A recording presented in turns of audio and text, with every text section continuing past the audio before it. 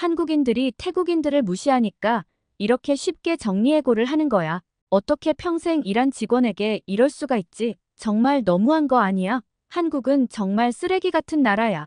여기 한국에 대해서 증오로 가득 찬 태국 가족이 있습니다. 한국에 대해 말할 수 없는 증오심을 품고 있는 아버지와 옆에서 오열하고 있는 딸은 한국이 우리 인생을 망쳤다며 울분을 토하고 있습니다. 대체 이 태국 가족들에게 무슨 일이 있었던 걸까요?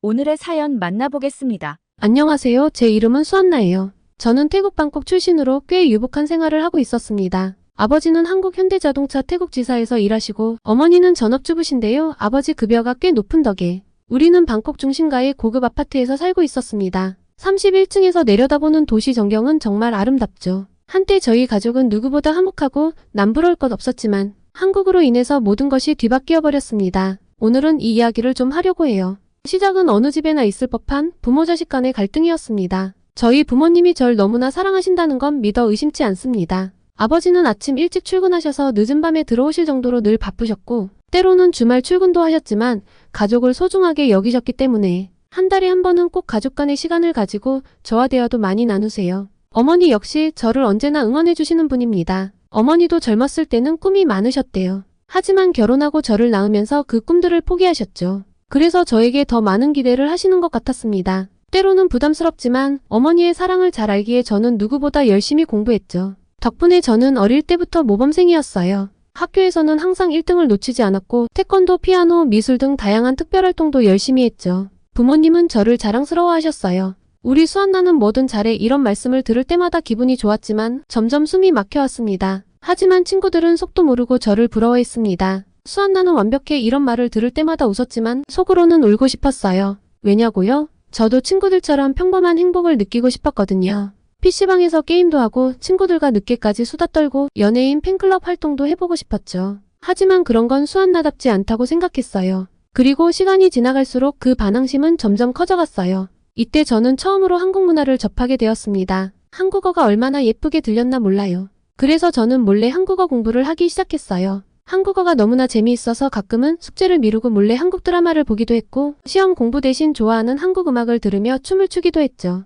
그럴 때마다 죄책감이 들었지만 동시에 작은 해방감도 느꼈어요. 유일하게 제가 숨을 쉴 수 있던 순간은 바로 한국이었습니다. 물론 제가 학업을 소홀하진 않았어요. 그런데 아무래도 집중력이 분산되다 보니 영향이 좀 가긴 했던 것 같습니다. 16살 때 처음으로 시험에서 2등을 한 거예요. 아버지는 크게 실망하셨어요. 수안나, 넌 1등이어야 해. 그래야 좋은 대학에 가고 좋은 직장을 가질 수 있어. 그때 처음으로 반문했어요. 아빠, 제가 정말 원하는 게 그런 거라고 생각하세요? 첫반항이었습니다. 그리고 그 말 한마디가 우리 가족의 평화로운 일상을 깨트렸어요. 아버지는 불같이 화를 내셨고 어머니는 눈물을 흘리셨죠. 저는 제 방에 숨어 울었어요. 그날 밤 창밖을 바라보며 생각했어요. 나는 누구지? 정말 이렇게 살아야 하는 걸까? 그 사건 이후로 집 분위기가 많이 어색해졌어요. 아버지는 저에게 더 엄격해지셨고 어머니는 눈치를 보며 저와 아버지 사이에서 중재 역할을 하셨죠. 저는 점점 더 가족들과 대화하는 것이 힘들어졌어요. 그리고 저는 한국에 더 푹 빠지기 시작했습니다. 공부를 아예 안 한 건 아니에요. 하지만 공부하는 틈틈이 제가 좋아하는 것들을 찾아 즐기기 시작했습니다. 처음에는 그저 현실 도피용이었던 것 같아요. 하지만 점점 한국의 문화에 푹 빠지기 시작했습니다. 덕분에 한국어 실력은 기하급수적으로 늘었습니다. 제가 대놓고 공부를 할 수 없었기 때문에 유튜브 영상을 통해 독학으로 한국어를 배우기 시작했는데요. 한글의 과학적인 구조에 놀랐고 존댓말 문화에서 한국의 예의범절을 엿볼 수 있었습니다. 태국은 아이들을 우선시하는데 어른을 우선시하는 것이 생소하긴 했지만 더 옳다고 느껴지기도 했고요. 하지만 이런 변화가 늘 긍정적인 것만은 아니었어요. 부모님은 제가 쓸데없는 것에 시간을 낭비한다고 생각하셨죠. 공부는 제쳐두고 무슨 연예인 타령이냐라는 꾸중을 자주 들었어요. 하지만 저는 포기하지 않았어요. 오히려 한국 문화를 통해 배운 열정과 노력의 가치를 제 삶에 적용하기 시작했습니다. 덕분에 학교에서도 변화가 있었어요. 전에는 그저 성적 좋은 모범생으로만 알려졌다면 이제는 한국 전문가로 불리기 시작했죠. 한국어 실력을 인정받아 학교 안에서 한국 바로 알기 동아리도 운영했거든요. 그리고 이 동아리는 학교에서 엄청난 인기를 끌었습니다. 태국 친구들이 한국 문화에 사로잡히는 것을 보며 저는 이것이 단순한 유행이 아니라는 것을 깨달았어요. 한국 문화 속에는 우리가 공감할 수 있는 가치와 정서가 담겨 있었죠. 노력하는 청춘, 가족의 소중함, 친구와의 우정 등 보편적인 가치들이 한국만의 독특한 방식으로 표현되어 있었으니까 이렇게 빠질 수 있었던 거 아닐까요? 그리고 이 동아리에서 한국의 역사, 정치, 경제에 대해 공부하기 시작하며 한국에 가고 싶다는 생각이 들었습니다. 특히 한국의 경제 발전 과정에 큰 관심이 생겼어요. 전쟁의 폐허에서 선진국으로 도약한 한국의 이야기는 제게 큰 영감을 주었죠. 정말 인상적이었습니다. 우리나라도 한국처럼 발전했으면 하는 바람이 생겼고요. 이런 관심은 제 미래에 대한 생각도 바꿔놓았어요. 한국 기업에 취직해서 태국지사에서 일하고 싶다는 구체적인 목표가 생겼습니다. 물론 이 과정이 쉽지만은 않았어요. 부모님과의 갈등은 여전했고 학교에서도 적응하기 힘들 때가 있었죠. 하지만 이제는 제 안에 작은 불꽃이 타오르고 있다는 걸 느낄 수 있었습니다.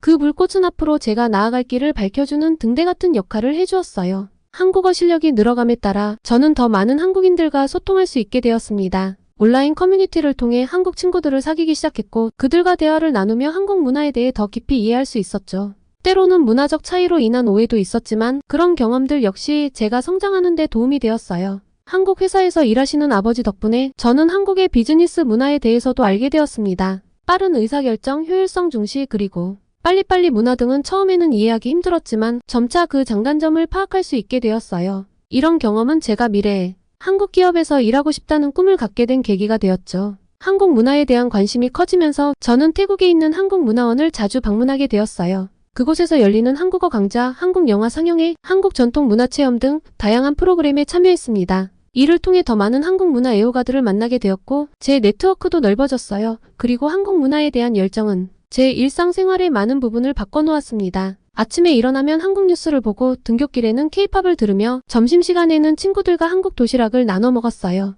방과 후에는 한국학원에 가고 저녁에는 한국 드라마를 보며 하루를 마무리했죠. 이런 제 모습을 보며 부모님도 조금씩 변하기 시작하셨어요. 처음에는 반대하셨지만 제가 진심으로 한국 문화를 사랑하고 그것을 통해 성장하는 모습을 보시고는 점차 이해해 주시기 시작했습니다. 어머니는 심지어 저와 함께 한국 요리를 배우기 시작하셨어요. 한국 문화를 통해 저는 제 자신에 대해 더 깊이 이해하게 되었습니다. 완벽해야 한다는 압박감에서 벗어나 저만의 개성과 장점을 발견하게 되었죠. K-팝 아이돌들의 다양한 매력을 보면서 저도 제 안의 여러 모습을 인정하고 사랑하는 법을 배웠어요. 한국 문화는 제게 단순한 취미 이상의 의미를 가지게 되었습니다. 그것은 제 삶의 방향을 바꾸고 새로운 꿈을 꾸게 해준 원동력이 되었죠. 저는 이 열정으로 어떤 어려움이 있더라도 한국 문화를 통해 배운 끈기와 열정으로 극복해 나갈 수 있는 확신이 생겼어요. 그러던 어느 날 제 인생의 전환점이 찾아왔어요. 그날은 평범한 일요일이었죠. 가족과 함께 늦은 아침을 먹고 있을 때 아버지께 전화가 왔어요. 아버지의 표정이 순식간에 어두워지는 걸 보고 뭔가 심상치 않다는 걸 직감했죠.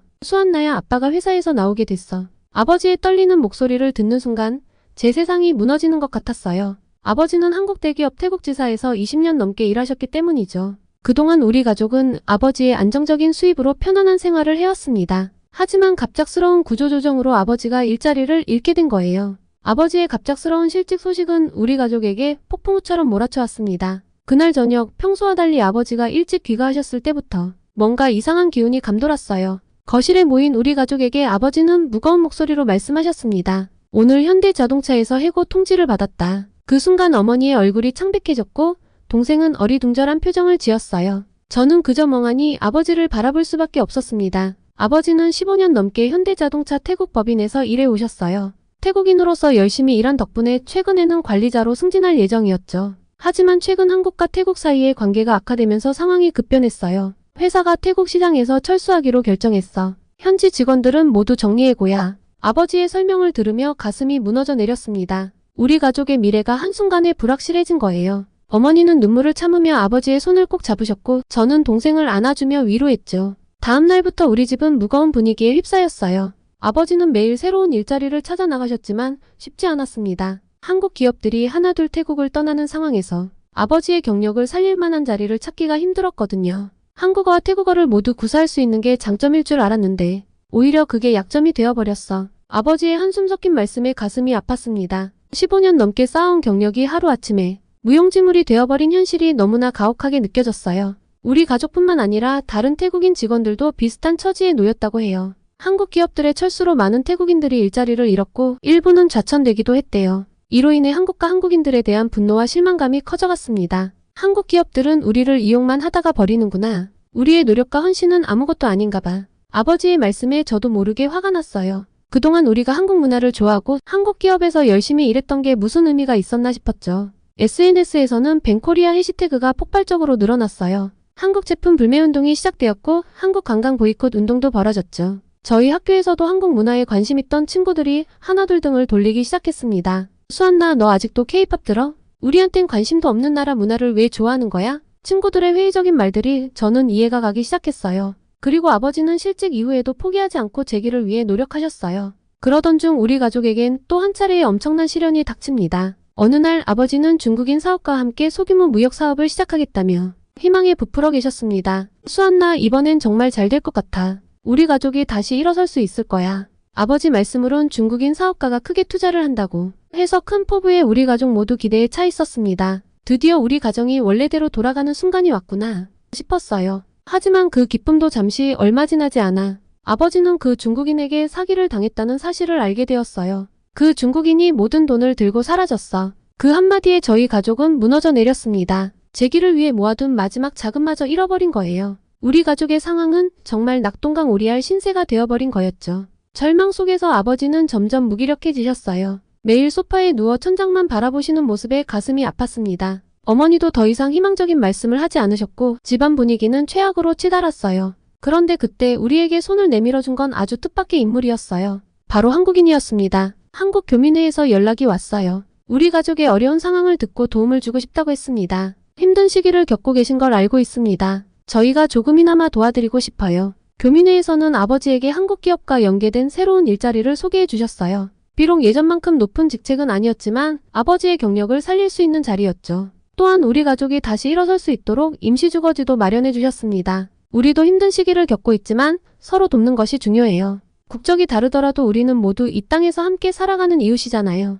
교민회 회장님의 따뜻한 말씀에 아버지의 눈에 눈물이 고였어요. 저 역시 가슴 깊은 곳에서 뭔가가 울컥 올라오는 걸 느꼈죠. 한국에 대한 인식이 완전히 달라진 순간이었어요. 전 아직도 그날을 잊을 수 없습니다. 한국 교민들의 도움으로 우리 가족은 조금씩 안정을 찾아갔어요. 이 경험을 통해 저는 한국인들이 다른 나라 사람들과 다르다는 걸 깨달았어요. 국적이나 문화의 차이를 넘어 어려울 때 서로 돕는 것이 얼마나 중요한지도 알게 되었죠. 한때는 한국과 한국인들에 대해 실망하고 분노했지만 이제는 다시 그들을 이해하고 존중하게 되었습니다. 교민회 활동을 하면서 저는 점점 더 성장해 갔어요. 한국어 실력은 물론이고 의사소통 능력, 리더십 스킬도 향상되었죠. 이런 경험들이 제 자신감을 높여주었고 미래에 대한 불안감도 줄여주었어요. 또한 이 경험을 통해 제가 얼마나 한국 문화를 사랑하는지 더욱 분명히 알게 되었어요. 어려운 시기에 한국 드라마와 K-팝 같은 그들의 문화는 제게 큰 위로가 되었고 한국 교민들의 도움으로 위기를 극복할 수 있었죠. 이런 경험들이 제 안에 한국에 대한 더 깊은 애정을 심어주었어요.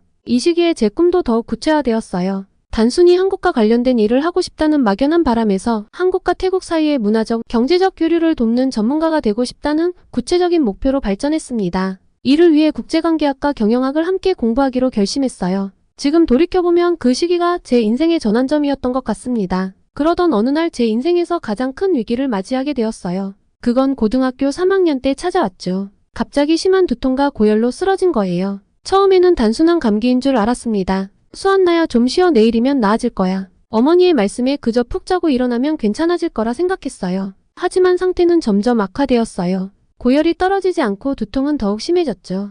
평소 건강했던 제가 이렇게 아픈 적은 처음이었습니다. 부모님의 얼굴에 걱정이 가득했죠. 수한나야, 이러다 큰일 나겠어. 병원에 가자. 방콕의 큰 병원을 찾았어요. 의사 선생님의 표정이 심각해지는 걸 보고 불안해지기 시작했습니다. 뇌수막염 증상이 의심됩니다. 즉시 정밀 검사를 해봐야겠어요. 의사 선생님의 말씀에 온몸에 식은땀이 흘렀습니다. 뇌수막염이라니 생명이 위험할 수도 있다는 걸 알고 있었거든요. 제발 아니기를. 검사 결과를 기다리는 동안 눈물이 멈추지 않았어요. 결과는 최악이었어요. 정말로 뇌수막염 진단을 받았습니다. 즉시 입원하셔야 합니다. 상태가 매우 위중해요. 의사 선생님의 말씀에 온 세상이 무너지는 것 같았어요. 병원비, 학업, 가족, 그 모든 게 걱정되었죠. 하지만 그때는 살아남는 것만이 중요했어요. 입원 후 상황은 더욱 악화되었어요. 고열과 두통이 계속되었고 의식도 흐려지기 시작했죠. 부모님의 걱정 어린 목소리가 희미하게 들렸지만 대답할 힘조차 없었습니다. 그때였습니다. 한 한국인 의사 선생님을 만나게 되었어요. 태국으로 의료봉사를 온 김재훈 선생님이었죠. 수한나 씨, 제가 도와드리겠습니다. 이 한국인 선생님의 말씀에 희망이 생겼습니다. 김 선생님이 한국 유명 병원과의 치료를 연계해 주셨어요. 저는 빠른 시일 내에 한국으로 출국했습니다. 새로운 치료가 시작되고 며칠 후 기적이 일어났습니다. 열이 조금씩 내리기 시작했고 의식도 점점 또렷해졌죠. 한국의 선진화된 의료기술은 정말 달랐습니다. 매우 체계적이고 제 상황을 항상 체크했죠. 주변 환자분들과 의료진분들은 가끔 지나갈 때 맛있는 것들을 주었어요. 이게 한국에서는 흔한 일이란 걸 알자 제 마음은 더욱 따뜻해졌습니다. 그렇게 한 달이 지나고 드디어 퇴원할 수 있게 되었어요. 이 경험은 제 인생을 완전히 바꿔놓았어요. 죽음의 문턱에서 살아 돌아온 후 삶을 대하는 태도가 달라졌습니다. 매 순간을 더욱 소중히 여기게 되었고 한국에 감사하는 마음을 갖게 되었죠. 특히 한국과 한국 문화에 대한 제 마음이 더욱 깊어졌어요. 김 선생님을 통해 본 한국인의 따뜻함과 전문성 그리고 한국에 발달된 의료기술이 제 생명을 구했다는 사실에 큰 감동을 받았습니다. 병원비 문제도 기적적으로 해결되었어요. 김 선생님과 교민들의 도움으로 치료비를 지원받을 수 있었어요. 수안나 씨 걱정 마세요. 우리가 도와드릴게요. 한국인들의 이런 따뜻한 마음에 또 한 번 감동받았습니다. 태국으로 돌아갔을 때 저는 제 경험을 친구들과 나누었어요. 한국 문화와 의료기술의 우수성 그리고 한국인들의 따뜻한 마음에 대해 이야기했죠. 한국인들은 정말 친절해. 그리고 알아보니까 불법 체류일들이 한국 사회에서 꽤 문제가 크다고 하더라고. 처음엔 믿지 않던 친구들도 점점 저의 구체적인 설명에 다시 한국에 대해 관심을 가졌고 몇몇은 저와 함께 한국어를 배우기 시작했어요. 그리고 드디어 제 꿈이 현실이 되는 순간이 왔습니다. 서울의 한 대학 어학당에 입학하게 된 거예요. 부모님과 친구들 그리고 김재훈 선생님까지 모두가 저를 축하해 주셨죠. 설렘과 두려움이 가득한 마음으로 인천공항에 발을 디뎠어요. 한국에서의 첫 느낌은 추위였습니다. 3월에 한국은 방콕과는 비교도 안 되게 추웠죠. 하지만 그 차가운 공기가 오히려 상쾌하게 느껴졌어요. 드디어 여기 왔구나 라는 생각에 가슴이 벅차올랐죠. 어학당 기숙사에 도착해서 처음 만난 룸메이트 지수는 제게 큰 도움이 됐어요. 수안나야, 한국 생활 적응하는데 어려움이 있으면 언제든 물어봐. 지수의 따뜻한 말 한마디에 안도감이 들었습니다. 수업은 정말 힘들었어요. 한국어로만 진행되는 수업을 따라가는 게 쉽지 않았죠. 하지만 포기하지 않았습니다. 매일 밤 늦게까지 도서관에서 공부했고 모르는 건 선생님께 질문했어요. 수안나 씨 열정이 대단하네요. 앞으로가 기대됩니다. 선생님의 이런 말씀에 더욱 힘을 내게 됐습니다. 한국어 실력이 늘면서 저는 한국 문화를 더 깊이 이해하게 되었어요. 드라마나 영화를 자막 없이 볼 수 있게 되었고 한국 노래의 가사도 이해할 수 있게 되었죠. 이런 경험들이 한국 문화에 대한 제 사랑을 더욱 깊게 만들어 주었습니다. 어학당에서 진행한 문화체험 프로그램도 정말 좋았어요. 한복을 입고 경복궁을 방문하고 김치 만들기 체험을 하고 태권도도 배워봤습니다. 이런 활동들을 통해 한국의 전통과 현대가 조화롭게 공존하는 모습을 직접 느낄 수 있었어요. 주말에는 종종 한국의 여러 도시를 여행했어요. 부산의 해변, 전주의 한옥마을, 제주도의 아름다운 자연같이 각 지역마다 특색 있는 문화와 풍경을 보며 한국의 다양성에 놀랐죠. 그리고 어학당 생활 중 가장 기억에 남는 건 한국어 말하기 대회예요. 처음에는 자신이 없었지만 친구들과 선생님의 격려로 용기를 내어 참가했죠. 한국과 태국의 가교가 되고 싶습니다. 라는 주제로 연설을 했는데 놀랍게도 3등을 차지했습니다. 이 경험이 제 자신감을 크게 높여주었죠. 어학당 생활이 끝나갈 무렵 저는 한국어 능력 시험에서 최고 등급을 받았어요. 이 결과는 제게 큰 자부심을 주었고 앞으로의 꿈을 향해 더 큰 도전을 할 수 있다는 믿음을 주었죠. 이곳에서 저는 언어뿐만 아니라 삶의 지혜도 배웠습니다. 한국인들의 정, 끈기, 열정 이 모든 것들이 제 삶의 일부가 되었어요. 그동안 저는 많은 것을 배우고 경험했죠. 하지만 동시에 새로운 꿈도 생겼어요. 바로 한국에서 대학원에 진학하는 겁니다. 저는 한국어 시험을 다시 보기로 했고 이번에는 완벽한 점수를 목표로 하고 있습니다. 힘들 때면 한국에서의 추억들을 떠올리며 힘을 내요. 이 수상은 제게 큰 자신감을 주었어요. 한국 대학원 진학에 대한 꿈을 이룰 수 있다는 확신이 생겼죠. 그리고 얼마 후 정말로 서울의 한 대학교 한국학과 대학원에 합격 통지를 받게 되었습니다. 이렇게 저의 새로운 여정이 시작됐어요. 한국이 제게 꿈을 심어줬다면 이제는 그 꿈을 현실로 만들어줄 겁니다. 어떤 어려움이 있더라도 저는 포기하지 않을 거예요. 한국에서 배운 열정과 끈기, 그리고 태국에서 이어받은 미소와 인내로 모든 것을 이겨낼 거예요. 제 이야기는 여기서 끝이 아닙니다. 새로운 시작을 알리는 또 다른 서막일 뿐이죠. 앞으로 어떤 모험이 기다리고 있을지 정말 기대돼요. 언젠가는 꼭 한국과 태국을 더 가깝게 만드는 사람이 되고 싶습니다. 그것이 바로 제가 꿈꾸는 미래이자 제가 그리는 새로운 시작의 모습입니다. 지금까지 저의 이야기를 시청해주셔서 감사합니다. 일본 사람들뿐만이 아니라 영국 사람들까지 이런다고. 대체 왜 다들 한국어에 미쳐 있는 거지? 여기 영국의 언어학 심포지엄에서 그대로 굳어버린 도쿄대 교수가 있습니다. 일본을 휩쓴 한국어의 인기는 어린아이들 위주의 유행이라며 위안을 삼았는데 영국에 도착하자마자 자신이 몰랐던 현실을 깨닫고 엄청난 충격을 받았다고 하는데요. 영국에서 대체 어떤 일이 있었길래 이렇게 놀라고 있을까요? 오늘의 사연 시작합니다. 안녕하세요. 저는 나카무라 유키라고 합니다. 도쿄대학교 언어문학과에서 일본어학을 담당하고 있죠. 처음에 임용되고 자부심이 정말 가득했지만 요새는 이 자부심에 금이 쩍쩍 가고 있습니다. 저도 그렇게 많은 나이는 아닌데요. 솔직히 말하면 요새 젊은 애들 정말 마음에 안 듭니다. 다들 왜 이러는 건가 싶어요. 제가 왜 이렇게 세게 이야기하냐면 학생들에게 현대 일본어의 변화 양상이라는 주제로 발표 과제를 내주곤 하거든요. 그런데 요새는 예전과 달리 학생들의 발표 내용이 점점 이상해지고 있습니다.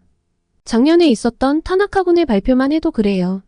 참 똑똑한 학생이라 기대가 컸는데 선정한 주제부터 당황스럽더라고요. 안녕하세요, 여러분. 오늘 제가 발표할 주제는 한일 믹서의 유행과 그 영향입니다.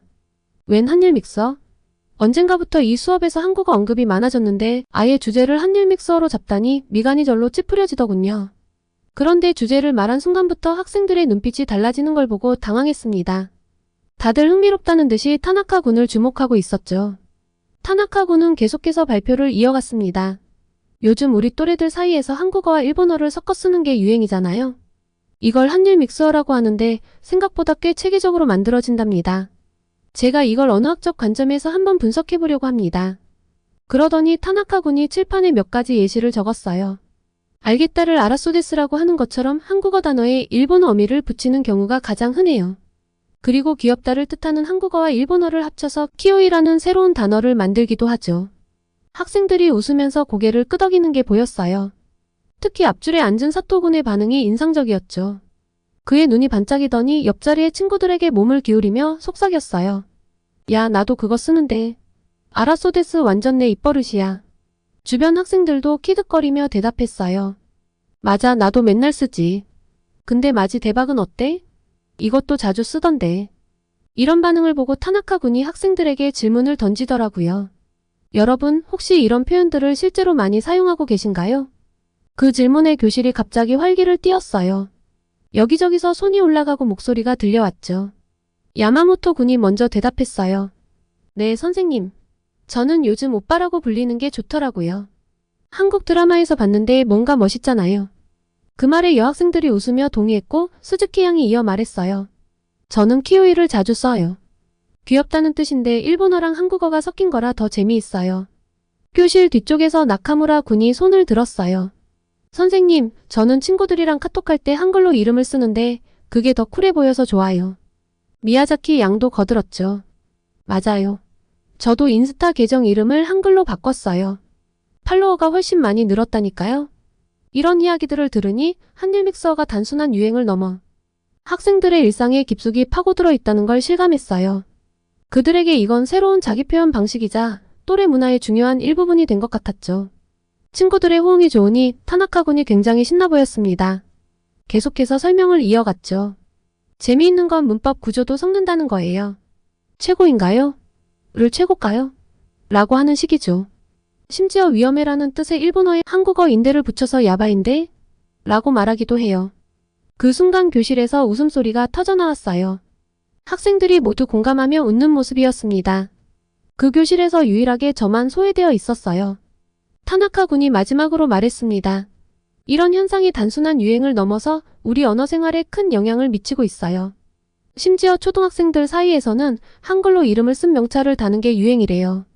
어쩌면 이런 한일 믹서가 나중에는 정식 언어로 인정받아 사전에 등재될 수도 있지 않을까요? 발표가 끝나자 교실은 술렁이기 시작했어요. 학생들은 서로 한일 믹서를 사용하며 대화를 나누기 시작했고 어떤 학생들은 자기가 한국 여행 다녀온 이야기를 하기 시작했죠. 저는 그 광경을 보면서 할 말을 잃었어요. 저는 이 한국어 유행이 정말 어린 10대 위주의 유행이라고 생각했거든요. 유행을 쫓아가려는 일부 10대요. 그런데 이렇게 젊은 층에게 보편적으로 퍼져 있다니 어떻게 받아들여야 할지 모르더군요. 이게 단순한 유행이 아니라 우리 언어의 정체성을 위협하는 것이라고 생각이 되었습니다. 결국 제가 입을 열었습니다. 여러분, 잠깐만요. 정말 이런 표현들을 일상적으로 쓰나요? 학생들이 일제히 고개를 끄덕였어요. 한 학생이 대답했습니다. 네, 교수님. 저희 친구들 사이에서는 이게 일상이에요. 가끔은 부모님들도 쓰시는데요. 한국 문화가 너무 멋있어서 자연스럽게 쓰게 돼요. 역시 한국의 것은 쿨하다 이런 인상을 주니까요. 쉬는 시간이 끝나고 다시 수업을 시작하면서 저는 학생들에게 물었어요. 여러분, 방금 전 타나카 군의 발표에 대해 어떻게 생각하나요? 한일 믹서가 우리 언어에 미치는 영향에 대해 각자의 의견을 들어보고 싶어요. 학생들은 적극적으로 자신의 생각을 말하기 시작했습니다. 대부분 긍정적인 반응이더군요. 우리가 영어를 쓰는 거나 한국어를 쓰는 거나 별 차이가 없다고 하는 거예요. 그럼 한국에 가본 적 있는 사람? 손 들어볼까요? 놀랍게도 반 이상의 학생들이 손을 들었어요. 한 학생이 신나서 말했습니다. 저는 작년에 한국 여행 다녀왔는데 정말 좋았어요. 거기서 배운 한국어랑 우리말을 섞었으니까 더 재미있더라고요. 다른 학생들도 너도 나도 한국 여행 이야기를 하기 시작했습니다. 아직 못 가본 학생들은 저도 꼭 가보고 싶어요. 라며 눈을 반짝였고요. 마지막으로 제가 물었습니다. 그럼 여러분, 우리 고유의 언어와 문화에 대해서는 어떻게 생각해요? 이렇게 외국 문화와 언어가 섞이는 게 좋다고 생각하나요? 잠시 침묵이 흐르더니 한 학생이 조심스럽게 대답했어요. 선생님, 저희가 한국어를 섞어 쓴다고 해서 우리 문화를 잊는 건 아니에요. 오히려 두 문화를 모두 이해하고 즐길 수 있어서 좋은 것 같아요. 다른 학생도 거들었습니다. 맞아요. 우리말도 소중하지만 다른 나라 말을 배우면서 우리 시야가 넓어지는 것 같아요. 이게 나쁜 건 아니라고 생각해요. 그 말을 듣고 저는 깊은 생각에 잠겼습니다. 학생들의 의견은 제가 생각했던 것과는 달랐어요. 그들에게 이 현상은 위협이 아니라 새로운 문화 경험이자 즐거움인 것 같았죠. 하지만 여전히 마음 한편으로는 우리의 정체성이 흐려지는 것 같아 불안했습니다. 그리고 이 불안감은 매년 매학기 수업을 할 때마다 점점 더 커지고 있었는데요. 다들 한국 혈통인가 싶을 정도로 한국에 우호적이어서 수업이 끝나고 연구실로 돌아오는 길에 머릿속이 복잡해졌어요. 학생들의 반응이 너무나 충격적이었거든요. 우리말과 문화에 대한 자부심은 어디로 간 걸까요? 한숨을 푹 내쉬고 교수 식당으로 갔는데 동료 교수님이 저를 보고 묻더군요. 유키 선생 얼굴이 안 좋아 보이네요. 무슨 일 있었어요? 저는 한숨을 쉬며 대답했죠. 사토 교수님, 오늘 학생들 발표를 들었는데 정말 놀랐어요. 요새 젊은 애들이 너도 나도 한일 믹서라는 걸 쓴대요. 우리말하고 한국어를 막 섞어서 쓰는 거예요. 사토 선생님은 오히려 흥미롭다는 표정을 지었어요. 아, 그거요? 요즘 젊은이들 사이에서 유행이라던데. 재미있지 않나요? 저는 믿을 수 없다는 듯이 그를 쳐다봤어요. 재미있다고요? 우리 언어가 오염되고 있는데 어떻게 그렇게 말씀하실 수 있죠? 그때 옆자리에 카츠로 교수가 끼어들었어요. 유키 선생, 너무 부정적으로만 보지 마세요. 이건 문화 교류의 한 형태일 뿐이에요. 오히려 우리 학생들의 국제적 감각을 키워주는 좋은 기회일 수도 있어요. 저는 고개를 저었어요. 하지만 우리의 정체성은요? 우리 고유의 문화와 언어는 어떻게 되는 거죠? 카츠로 교수는 미소를 지으며 말했어요. 유키 선생, 문화란 항상 변화하고 발전하는 거예요. 우리가 지금 쓰는 일본어도 과거의 그것과는 많이 다르잖아요. 이것도 그런 변화의 한 과정일 뿐이에요. 카츠로 교수님의 말에 수긍할 수 없었지만 더 이상 반박할 말이 떠오르지 않았어요. 그렇게 하루 종일 찝찝한 기분으로 지내고 집으로 돌아갔습니다. 집에 가보니 방학을 맞아 조카 마이코가 놀러와 있었어요. 고등학생인 마이코를 보자 문득 궁금증이 생겼죠. 마이코, 너도 혹시 한일 믹서 쓰니? 마이코는 눈을 동그랗게 뜨며 대답했어요. 이모도 안 해? 당연히 쓰지. 요즘 애들 다 그렇게 말해. 한국어 못하면 따돌림 당할 수도 있다고. 그 순간 마이코의 가방에 달린 명찰이 눈에 들어왔어요. 한글로 마이코라고 쓰여 있었죠. 마이코, 그 명찰 한글이구나. 마이코는 활짝 웃으며 말했어요. 응, 이거 요새 완전 대유행이야. 한글로 이름 쓰는 게 완전 인싸템이거든. 이모, 근데 나 얼마 전에 한국 갔다 온 거 알아? 진짜 대박이었어. 역시 한국은 최고야. 순간 현기증이 났어요. 제 조카가 한국을 이렇게 좋아하는 것도 당황스러웠고 인싸템이니 대박이니 하는 말들도 당황스러웠거든요. 마이코, 잠깐만. 그게 다 무슨 뜻이야? 마이코는 제 반응이 우스운 듯 키득거렸어요. 이모도 참, 인싸템은 잘 나가는 애들이 쓰는 아이템이라는 뜻이고 대박은 최고, 엄청 좋다는 뜻이야. 완전 기본 중에 기본인데 언어학교 쓰면서 그것도 몰라? 저는 그 자리에 털썩 주저앉고 말았어요. 우리말이, 우리 문화가 이렇게 변해가고 있다니 정말 심각한 문제라고 느꼈습니다. 다음날 같은 과 교수님과 이야기를 하다가 이 문제를 제기했어요. 우리 학생들이 쓰는 언어가 심각하게 오염되고 있어요. 이대로 가다가는 우리의 정체성을 잃게 될 거예요. 뭔가 대책을 세워야 해요. 하지만 대부분의 교수들은 제 우려를 심각하게 받아들이지 않았어요. 오히려 이런 현상이 자연스러운 언어 발전의 과정이라며 긍정적으로 봐야 한다고 했죠. 이야기가 통하지 않아 서글픈 마음으로 연구실로 돌아왔습니다. 제가 너무 꽉 막히고 답답한 사람인 걸까요? 언어는 그 나라의 문화 정체성이라고 생각하는데 이렇게 일본의 근간이 흔들리는 건 너무나 심각한 일이 아닌가요? 하지만 주변 사람들은 아무도 제 걱정을 이해해주지 않았습니다. 결국 저는 다음 학기부터 직접 행동으로 옮기기로 했어요. 수업 내용을 크게 바꿨는데요. 우선 일본 고전 문학을 더 많이 다루고 우리 언어의 역사와 특징에 대해 깊이 있게 가르치는 것으로 계획을 세웠죠. 학생들이 우리말의 아름다움을 깨닫게 된다면 분명 변화가 있을 거라고 믿었거든요. 하지만 현실은 제 기대와 달랐어요. 제 강의의 수강 신청 인원은 역대 최악을 기록했습니다. 올해의 시작은 정말 끔찍했어요. 동료 교수들도 저를 이해하지 못했죠.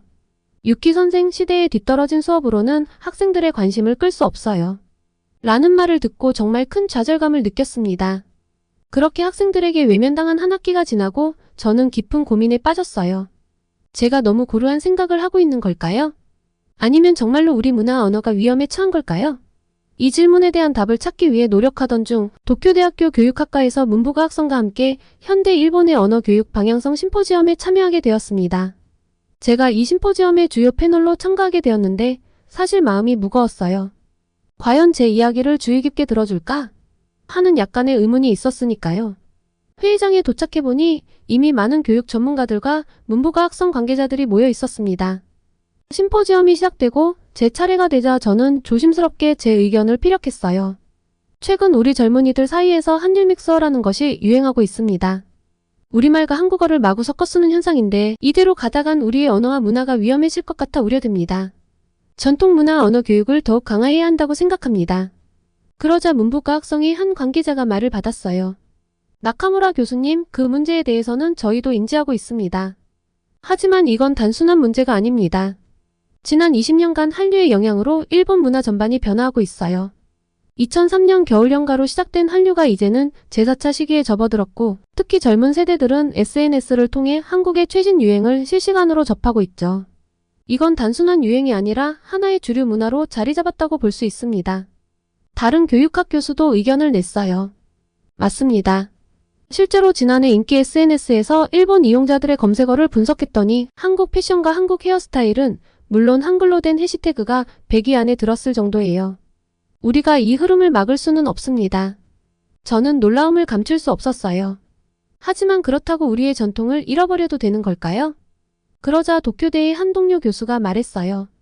유키 선생, 전통을 잃는 게 아니라 새로운 문화와 조화를 이루는 거예요. 예를 들어 도쿄의 한인타운인 시노쿠보는 이제 관광명소가 되었어요. 코로나 이전 하루 10만 명이던 방문객이 지금은 80% 수준으로 회복되었고 한인 점포 수는 오히려 늘었답니다. 이건 우리 경제에도 도움이 되고 있어요. 문부가 학성의 다른 관계자도 의견을 보탰습니다. 우리가 할 일은 이 변화를 억누르는 게 아니라 올바른 방향으로 이끄는 거예요. 양국의 문화가 서로 존중받으며 조화롭게 공존할 수 있도록 하는 거죠. 너무 일본의 것에만 집착하면 세계의 흐름을 못 쫓아갈 수 있어요. 저는 점점 고립되는 기분이 들었어요. 모두가 이 변화를 긍정적으로 바라보는 것 같았거든요. 하지만 여전히 제 마음속 걱정은 사라지지 않았습니다. 그렇다면 우리는 어떻게 해야 할까요? 그냥 이대로 두면 되는 건가요? 제가 물었어요. 다른 대학의 언어학 교수가 대답했습니다. 나카무라 선생님, 우리가 할 일은 이 변화를 이해하고 활용하는 거예요. 예를 들어 한일 양국의 언어와 문화를 비교하고 연구하는 과정에서 우리 언어와 문화의 특징을 더 깊이 이해할 수 있을 거예요. 이런 접근이 오히려 우리의 정체성을 강화할 수 있답니다. 심포지엄이 끝나고 나왔을 때 제 마음은 복잡했어요. 제 주장이 시대착오적으로 여겨진 것 같아 속상했죠. 다들 저를 구닥다리 취급하는 것 같아 자존심이 상했어요. 집으로 돌아가는 길 좀 걷고 싶었습니다. 거리를 걸으며 주변을 둘러보니 곳곳에 한글로 된 간판들이 눈에 띄었어요. 한국 음식점, K-팝 굿즈샵, 심지어 한국어학원 광고까지 이런 광경을 보니 마음이 이상해졌어요. 내가 정말 이렇게 뒤처진 사람인가? 하는 생각에 더욱 우울해졌죠. 한숨을 쉬며 걸어가는데 갑자기 옆 가게에서 흘러나오는 음악이 귀에 들어왔어요. 한국 아이돌 노래였는데 어째서인지 그 경쾌한 리듬이 제 발걸음을 멈추게 했어요. 처음으로 그 음악을 편견 없이 들어보니 나쁘지 않다는 생각이 들었죠. 어쩌면 내가 너무 고집스럽게 생각했나? 하는 의문이 들기 시작했어요. 하지만 여전히 우리의 정체성을 어떻게 지켜나갈 수 있을지에 대한 고민은 남아 있었습니다. 다음날 아침 평소처럼 도쿄대로 출근했어요. 그런데 제 연구실에 도착하자마자 조교가 급하게 저를 찾더라고요. 나카무라 교수님, 영국에서 심포지엄 참석 여부를 회신해달라고 연락이 왔는데요. 국제언어 동향 심포지엄이라고 하네요. 저는 놀라서 초청장을 확인해봤습니다. 옥스퍼드 대학에서 주최하는 국제적인 언어학 심포지엄이었죠. 그리고 거기에 제가 초청된 거예요. 저는 망설임 없이 이 심포지엄에 참가하기로 결심했습니다. 어쩌면 이 기회를 통해 더 넓은 시각을 얻고 우리의 언어와 문화를 지키면서도 세계의 흐름에 발맞출 수 있는 방법을 찾을 수 있지 않을까 싶었거든요. 제가 너무 구닥다리인 건지 아니면 중요한 걸 일본 사람들이 놓치고 있는 건지 확인도 하고 싶었고요. 영국으로 떠날 준비를 하면서 제 마음 한편으로는 기대와 불안이 교차했습니다. 심포지엄 개최 장소인 옥스퍼드 대학에 도착했을 때는 기대감이 좀 더 커졌던 것 같네요. 옥스퍼드 대학의 웅장한 강당에 앉아 있었어요. 그리고 스미스 교수님의 발표가 시작되었습니다. 스미스 교수는 발표를 시작하며 말했습니다. 옥스퍼드 대학이 최근 한국어를 12번째 외국어로 채택했습니다. 이는 단순한 결정이 아닙니다. 한글의 과학성과 우수성 때문입니다. 저는 의아한 표정으로 고개를 들었습니다. 한글이 그렇게 대단한가? 스미스 교수는 계속해서 설명했습니다. 한글은 세계에서 가장 과학적이고 체계적인 문자 중 하나입니다. 자음의 모양이 발음기관을 본떠 만들어졌고 비슷한 소리는 비슷한 모양을 가지고 있죠. 이는 다른 언어에서 찾아보기 힘든 특징입니다. 영국의 저명한 교수가 한국어를 이렇게 높이 평가하다니 좀 질투가 났어요. 저도 그 정도는 알고 있었지만 일본어도 배우기 쉬운 과학적인 문자라고 생각하거든요. 더 놀라운 것은 스미스 교수가 말을 이어갔습니다. 한글의 학습 용이성입니다. 하버드 대학의 한 교수는 1시간만 주어진다면 한글을 읽는 방법을 가르칠 수 있다고 말했습니다. 실제로 영국의 초중고에서 한국어를 가르치는 학교가 급증하고 있어요. 2022년 45개에서 작년에는 68개로 늘었죠. 저는 깊은 생각에 빠졌습니다. 우리 일본에서는 한글 사용을 우려하는데 여기서는 오히려 장려하고 있다니. 대체 왜 이렇게 하는 거지? 스미스 교수는 계속해서 한글의 역사적 중요성에 대해 설명했습니다. 한글 덕분에 한국의 문맹률이 극적으로 감소했습니다. 광복 직후 78%였던 문맹률이 현재는 1% 이내로 떨어졌죠. 유네스코에서도 이를 크게 평가해 세종대 왕상을 제정했습니다. 그의 말에 청중들 사이에서 놀라움의 탄성이 흘러나왔습니다. 스미스 교수는 이어 말했습니다. 이런 급격한 변화는 한글의 과학성과 접근성 덕분입니다. 반면 중국어의 경우를 보면 상황이 많이 다릅니다. 중국어는 3만에서 5만 자의 한자를 사용하는데 이는 학습에 큰 장벽이 됩니다. 스미스 교수는 프로젝터로 중국어 학습의 어려움을 보여주는 도표를 띄웠습니다. 중국 정부도 이 문제를 인식하고 1960년대에 3,500자의 상용 한자를 지정했습니다. 하지만 이마저도 많다고 판단해 다시 1,800자로 줄였죠. 그럼에도 불구하고 컴퓨터 시대가 오면서 새로운 문제가 발생했습니다. 그는 잠시 물을 마시고 계속했습니다. 중국어를 컴퓨터에 입력하려면 핑인이라는 로마자 표기법을 사용해야 합니다. 즉 한자도 알아야 하고 그 한자의 영어 발음도 알아야 하는 거죠.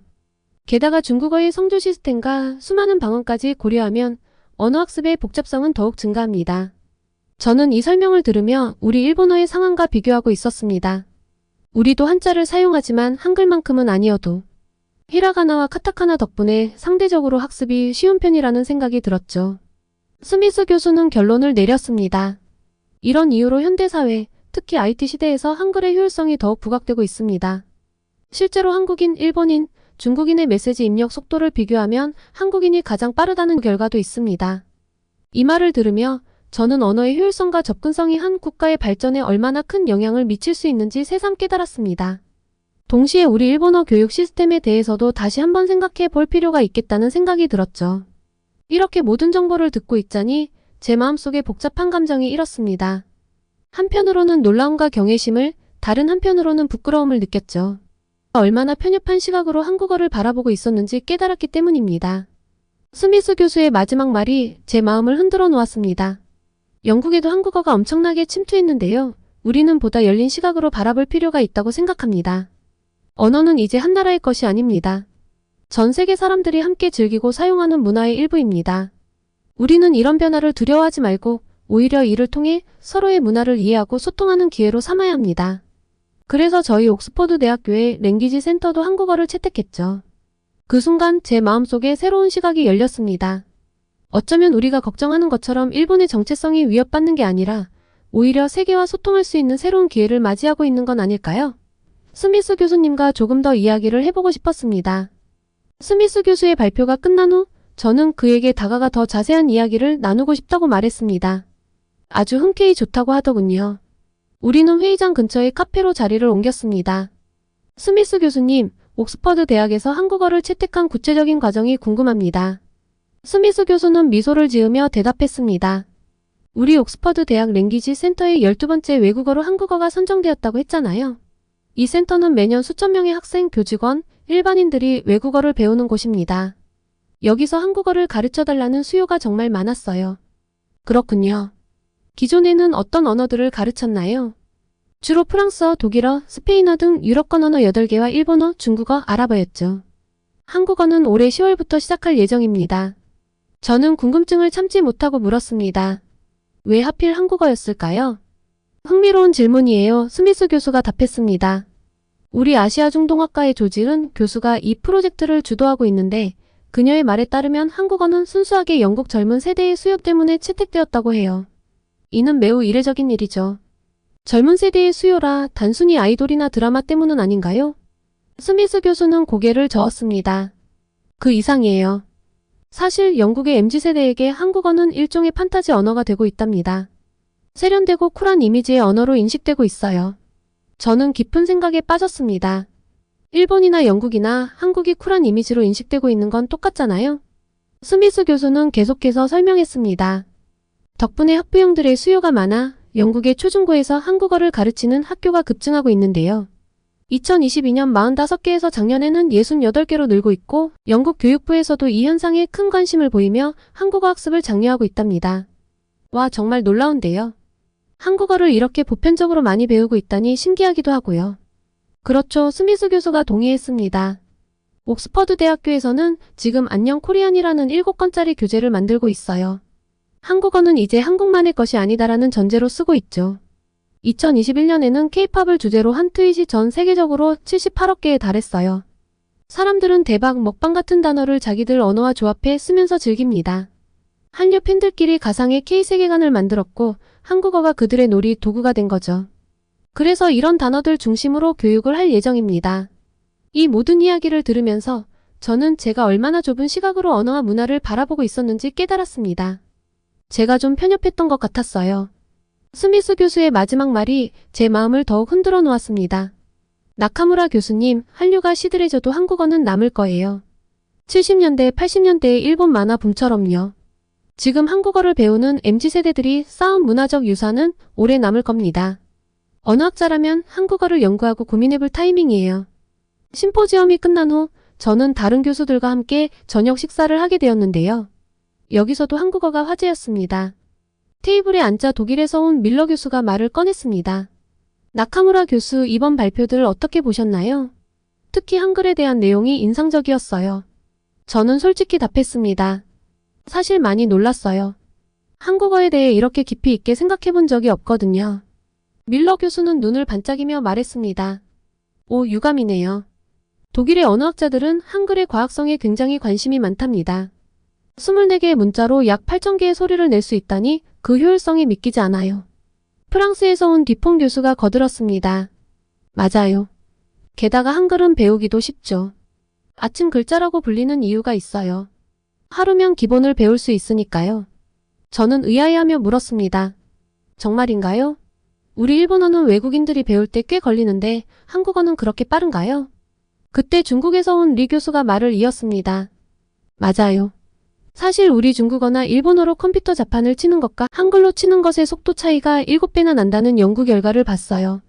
정보화 시대에 이건 엄청난 장점이죠. 저는 깜짝 놀라 물었습니다. 7배나요? 어떻게 그런 차이가 날 수 있죠? 리 교수는 설명을 이어갔습니다. 우리 중국어의 경우 한자를 입력하려면 먼저 발음을 영어로 입력하고 그 중에서 원하는 한자를 선택해야 해요. 일본어도 비슷하죠. 하지만 한글은 바로 소리나는 대로 입력할 수 있어요. 뒤퐁 교수가 덧붙였습니다. 게다가 한글은 자음과 모음의 조합이 매우 체계적이에요. 영어는 같은 철자도 위치에 따라 발음이 다르지만 한글은 하나의 글자가 하나의 소리만 나죠. 저는 점점 더 흥미를 느끼기 시작했습니다. 그렇군요. 우리 일본어의 가나도 비슷한 원리인데 한자와 함께 쓰다 보니 복잡해지는 것 같아요. 밀러 교수가 말했습니다. 맞아요. 한글의 또 다른 장점은 표현할 수 있는 소리의 다양성이에요. 중국어가 400여 개, 일본어가 300여 개의 음절을 가진 데 비해 한글은 8,000개 이상의 음절을 표현할 수 있대요. 그래서 저는 요새 한국어를 연구하는 재미에 푹 빠져 있답니다. 이 모든 이야기를 들으면서 제가 얼마나 좁은 시각으로 언어를 바라보고 있었는지 깨달았어요. 한글은 단순히 다른 나라의 문자가 아니라 정말 뛰어난 과학적 체계를 가진 언어였던 거예요. 옥스퍼드에서의 심포지엄이 끝나고 일본으로 돌아오는 비행기 안에서 저는 깊은 생각에 잠겼어요. 영국에서의 경험은 제 시각을 완전히 바꿔놓았거든요. 특히 한국어의 저력과 과학성, 그리고 그것이 어떻게 세계화되고 있는지를 직접 목격한 것은 정말 충격적이었습니다. 도쿄에 도착했을 때 저는 이미 머릿속으로 새로운 계획을 세우고 있었어요. 제 수업 방식을 혁신적으로 바꿔야겠다고 결심했거든요. 더 이상 단순히 전통적인 일본어만을 고집할 게 아니라 현대의 언어 트렌드를 수용하면서도 일본어의 가치를 재조명하는 새로운 교육 방식이 필요하다고 생각했습니다. 다음 날 출근하자마자 저는 학과장님을 찾아갔어요. 학과장님, 제가 새로운 강의를 개설하고 싶습니다. 현대 일본어와 글로벌 언어 트렌드라는 제목으로요. 학과장님은 의아한 표정을 지으셨어요. 유키 선생, 당신이 그런 제안을 하다니 놀랍네요. 어떤 내용인가요? 저는 설명을 이어갔습니다. 최근 우리나라 젊은이들 사이에서 유행하는 한일 믹스어를 포함해 현대 언어 트렌드를 분석하고 이해하는 수업이에요. 동시에 이를 통해 일본어의 고유한 가치와 특징을 재조명하고자 합니다. 학과장님은 잠시 생각에 잠기더니 말씀하셨어요. 흥미로운 제안이네요. 하지만 이전에는 이런 변화에 반대하지 않았나요? 저는 고개를 끄덕였어요. 네, 맞습니다. 하지만 영국에서의 경험을 통해 제 생각이 바뀌었어요. 우리가 변화를 두려워하기보다는 이해하고 활용해야 한다는 걸 깨달았습니다. 다행히 학과장님께서 제 제안을 받아들이셨고 저는 곧바로 새로운 강의 준비에 착수했어요. 이제 올해 2학기에 제 강의가 첫 선을 보일 예정입니다. 이제 곧 다가올 수강 신청 기간이 저를 설레게 하면서도 동시에 불안하게 만들고 있어요. 새로운 수업 방식이 학생들에게 어떻게 받아들여질지, 과연 많은 학생들이 관심을 가질지 정말 궁금합니다. 그런데 잘 될 것 같아요. 우리 조교 친구와 이야기를 나눠봤는데 아주 긍정적인 이야기를 전하더라고요. 선생님, 이번 수업에 대해 학생들 사이에서 꽤 화제가 되고 있어요. SNS에서 이 수업에 대한 글을 몇 개 봤는데 반응이 꽤 있던데요. 그래? 어떤 반응들이었어? 제가 궁금해서 물었습니다. 다들 흥미롭다고 해요. 특히 한국어와 관련해서 깊게 파고드는 것들이 흥미롭다고 하더라고요. 한 번도 제 수업이 SNS에서 언급된 적이 없어 조금 당황스럽긴 했는데요. 조교의 말을 들으니 약간 기대가 되었어요. 최소한 학생들 사이에서 관심을 받고 있다는 것은 긍정적인 신호 아닐까요? 선생님, 제 생각에는 걱정하지 않으셔도 될 것 같아요. 조교가 덧붙였습니다. 요즘 학생들은 새로운 것에 대한 호기심이 많거든요. 이런 혁신적인 수업이 인기 있을 거예요. 조교의 말에 조금은 안심이 되었지만 여전히 수강 신청 결과가 궁금해요. 과연 몇 명의 학생이 이 수업을 선택할까요? 강의실이 가득 찰까요? 아니면 소수의 학생들만 관심을 가질까요? 수강 신청 시작일이 다가올수록 제 마음은 점점 더 초조해져 갑니다. 하지만 동시에 이 도전이 가져올 새로운 가능성에 대한 기대감도 커지고 있어요. 이 수업이 학생들에게 일본어와 세계 언어에 대한 새로운 시각을 제공할 수 있기를, 그리고 그들의 호기심과 열정을 자극할 수 있기를 진심으로 바랍니다. 수강 신청 결과가 어떻게 나오든 이 과정 자체가 우리 학과와 제 자신에게 중요한 학습의 기회가 될 거라고 믿어요. 학생들의 관심사와 요구를 더 잘 이해하고 그에 맞춰 우리의 교육 방식을 발전시킬 수 있을 테니까요. 이제 정말 얼마 남지 않았네요. 수강 신청이 시작되는 그 순간 제 심장은 아마도 쿵쾅거릴 것 같아요. 하지만 그 결과가 어떻든 이것이 새로운 시작이 될 거라는 걸 알고 있습니다. 일본어 교육의 새로운 장을 열 수 있기를 진심으로 희망해 봅니다. 한국어 연구도 꾸준히 해볼 생각인데요. 한국에서도 언어학 교류를 이어나갈 예정이라 한국에 조만간 방문할 것 같아요. 한국에 가게 되면 또 메일을 보내보겠습니다. 오늘의 사연 재미있게 들으셨나요? 오늘의 사연이 마음에 드셨다면 구독과 좋아요를 눌러주세요. 여러분의 구독과 좋아요는 계속해서 좋은 사연을 소개할 수 있는 힘이 됩니다. 이상 감동저장소였습니다. 한국 기업이 인도 사람들의 노동력을 착취하고 때렸대. 그런 작은 나라가 감히 인도를 배신해 한국 나가라고 해. 한국 공장이 철수하면 일본이 오면 되잖아.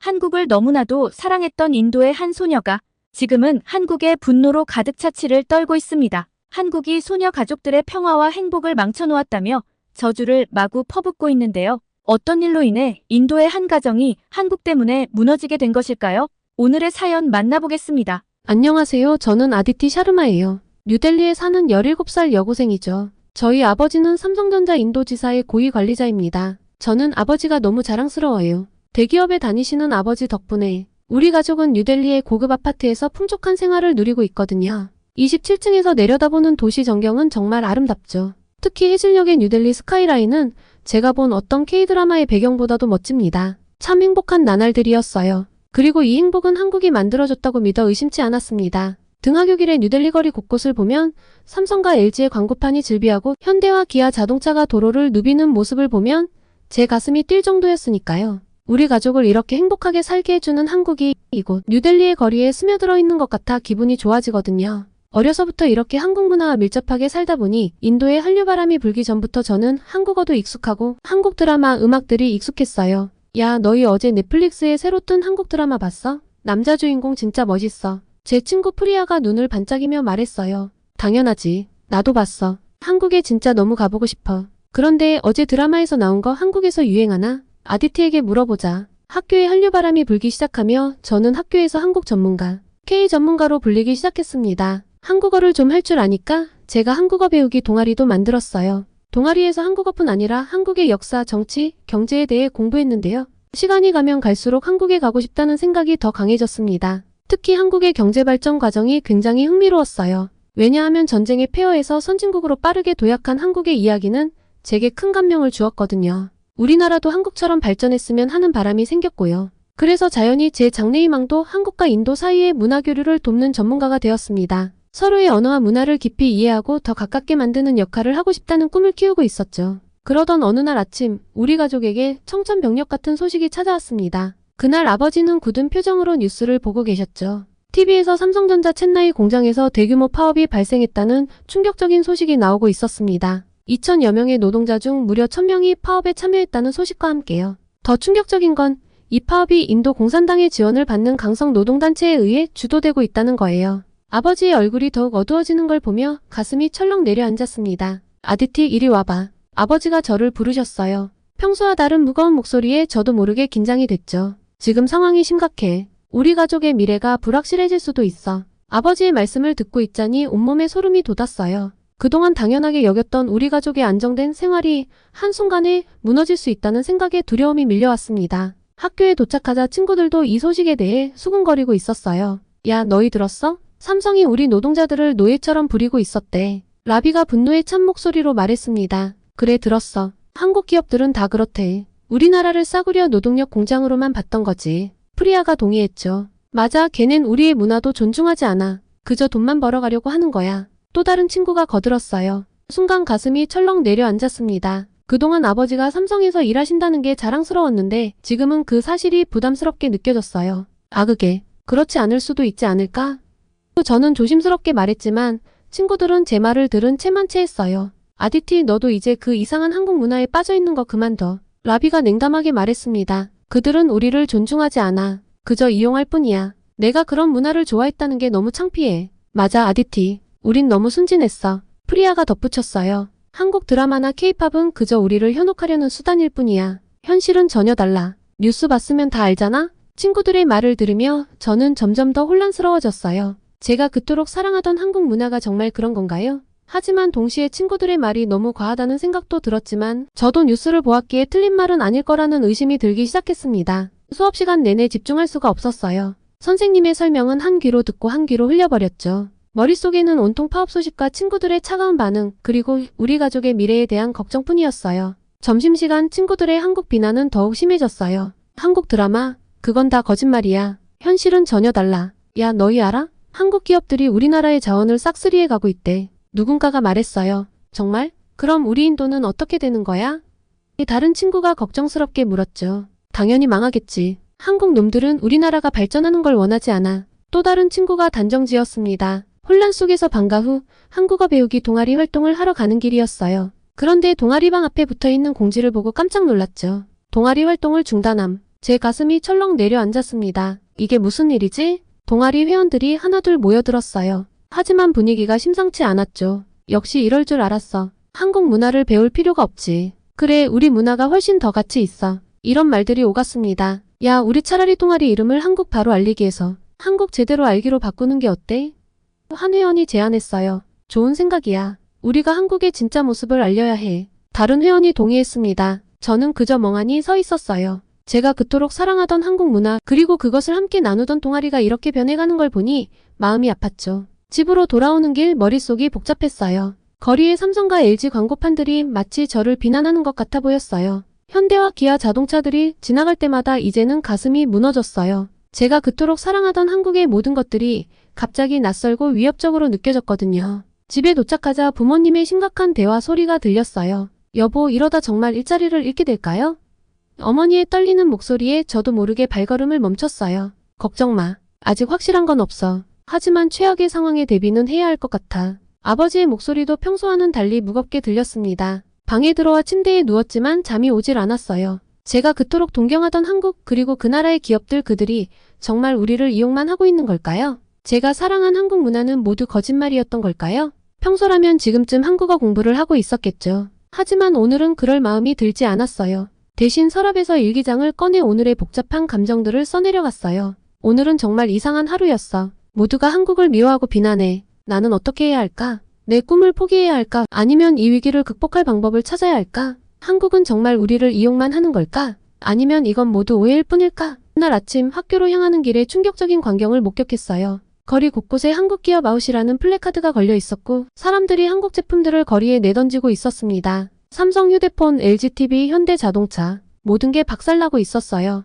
저걸 봐 아디티. 라비가 흥분된 목소리로 말했어요. 우리도 저기 가서 한국 물건 부숴버리자. 저는 그 자리에 얼어붙었어요. 잠깐 그건 불법이야. 우리가 그럴 순 없어. 하지만 제 말은 아무도 듣지 않았어요. 친구들은 이미 빠르게 군중 속으로 뛰어들어 한국 제품을 부수고 있었습니다. 저는 그저 멍하니 서서 그 광경을 바라볼 수밖에 없었죠. 내 안에 무언가가 무너져 내리는 것 같았어요. 학교에 도착하자 분위기는 더욱 험악했습니다. 교정 한가운데 한국 문화 화영식이라는 현수막이 걸려 있었고 학생들이 한국 관련 책과 포스터를 불태우고 있었죠. K-팝 잡지들과 CD들이 불꽃 속에서 녹아내리는 모습을 보며 가슴이 찢어지는 것 같았어요. 그때 교장 선생님의 목소리가 들려왔어요. 여러분, 오늘부터 우리 학교에서 모든 한국 관련 활동을 금지합니다. 한국어 수업은 폐지되고 한국 문화 동아리도 해체됩니다. 순간 머리가 하얘지더라고요. 제가 그토록 사랑하던 모든 것이 한순간에 사라져버린 것 같았죠. 몇 년 동안 쌓아온 제 꿈과 열정이 한순간에 무너져 내리는 걸 느꼈어요. 야, 아디티. 누군가가 제 이름을 불렀어요. 고개를 돌리자 동아리 친구들이 제게 다가오고 있었어요. 하지만 그들의 표정이 평소와 달랐죠. 눈빛에서 저기가 느껴져 긴장이 됐습니다. 너 아직도 한국을 좋아해? 한 친구가 험악한 목소리로 물었어요. 나는 말이지 말을 더듬었어요.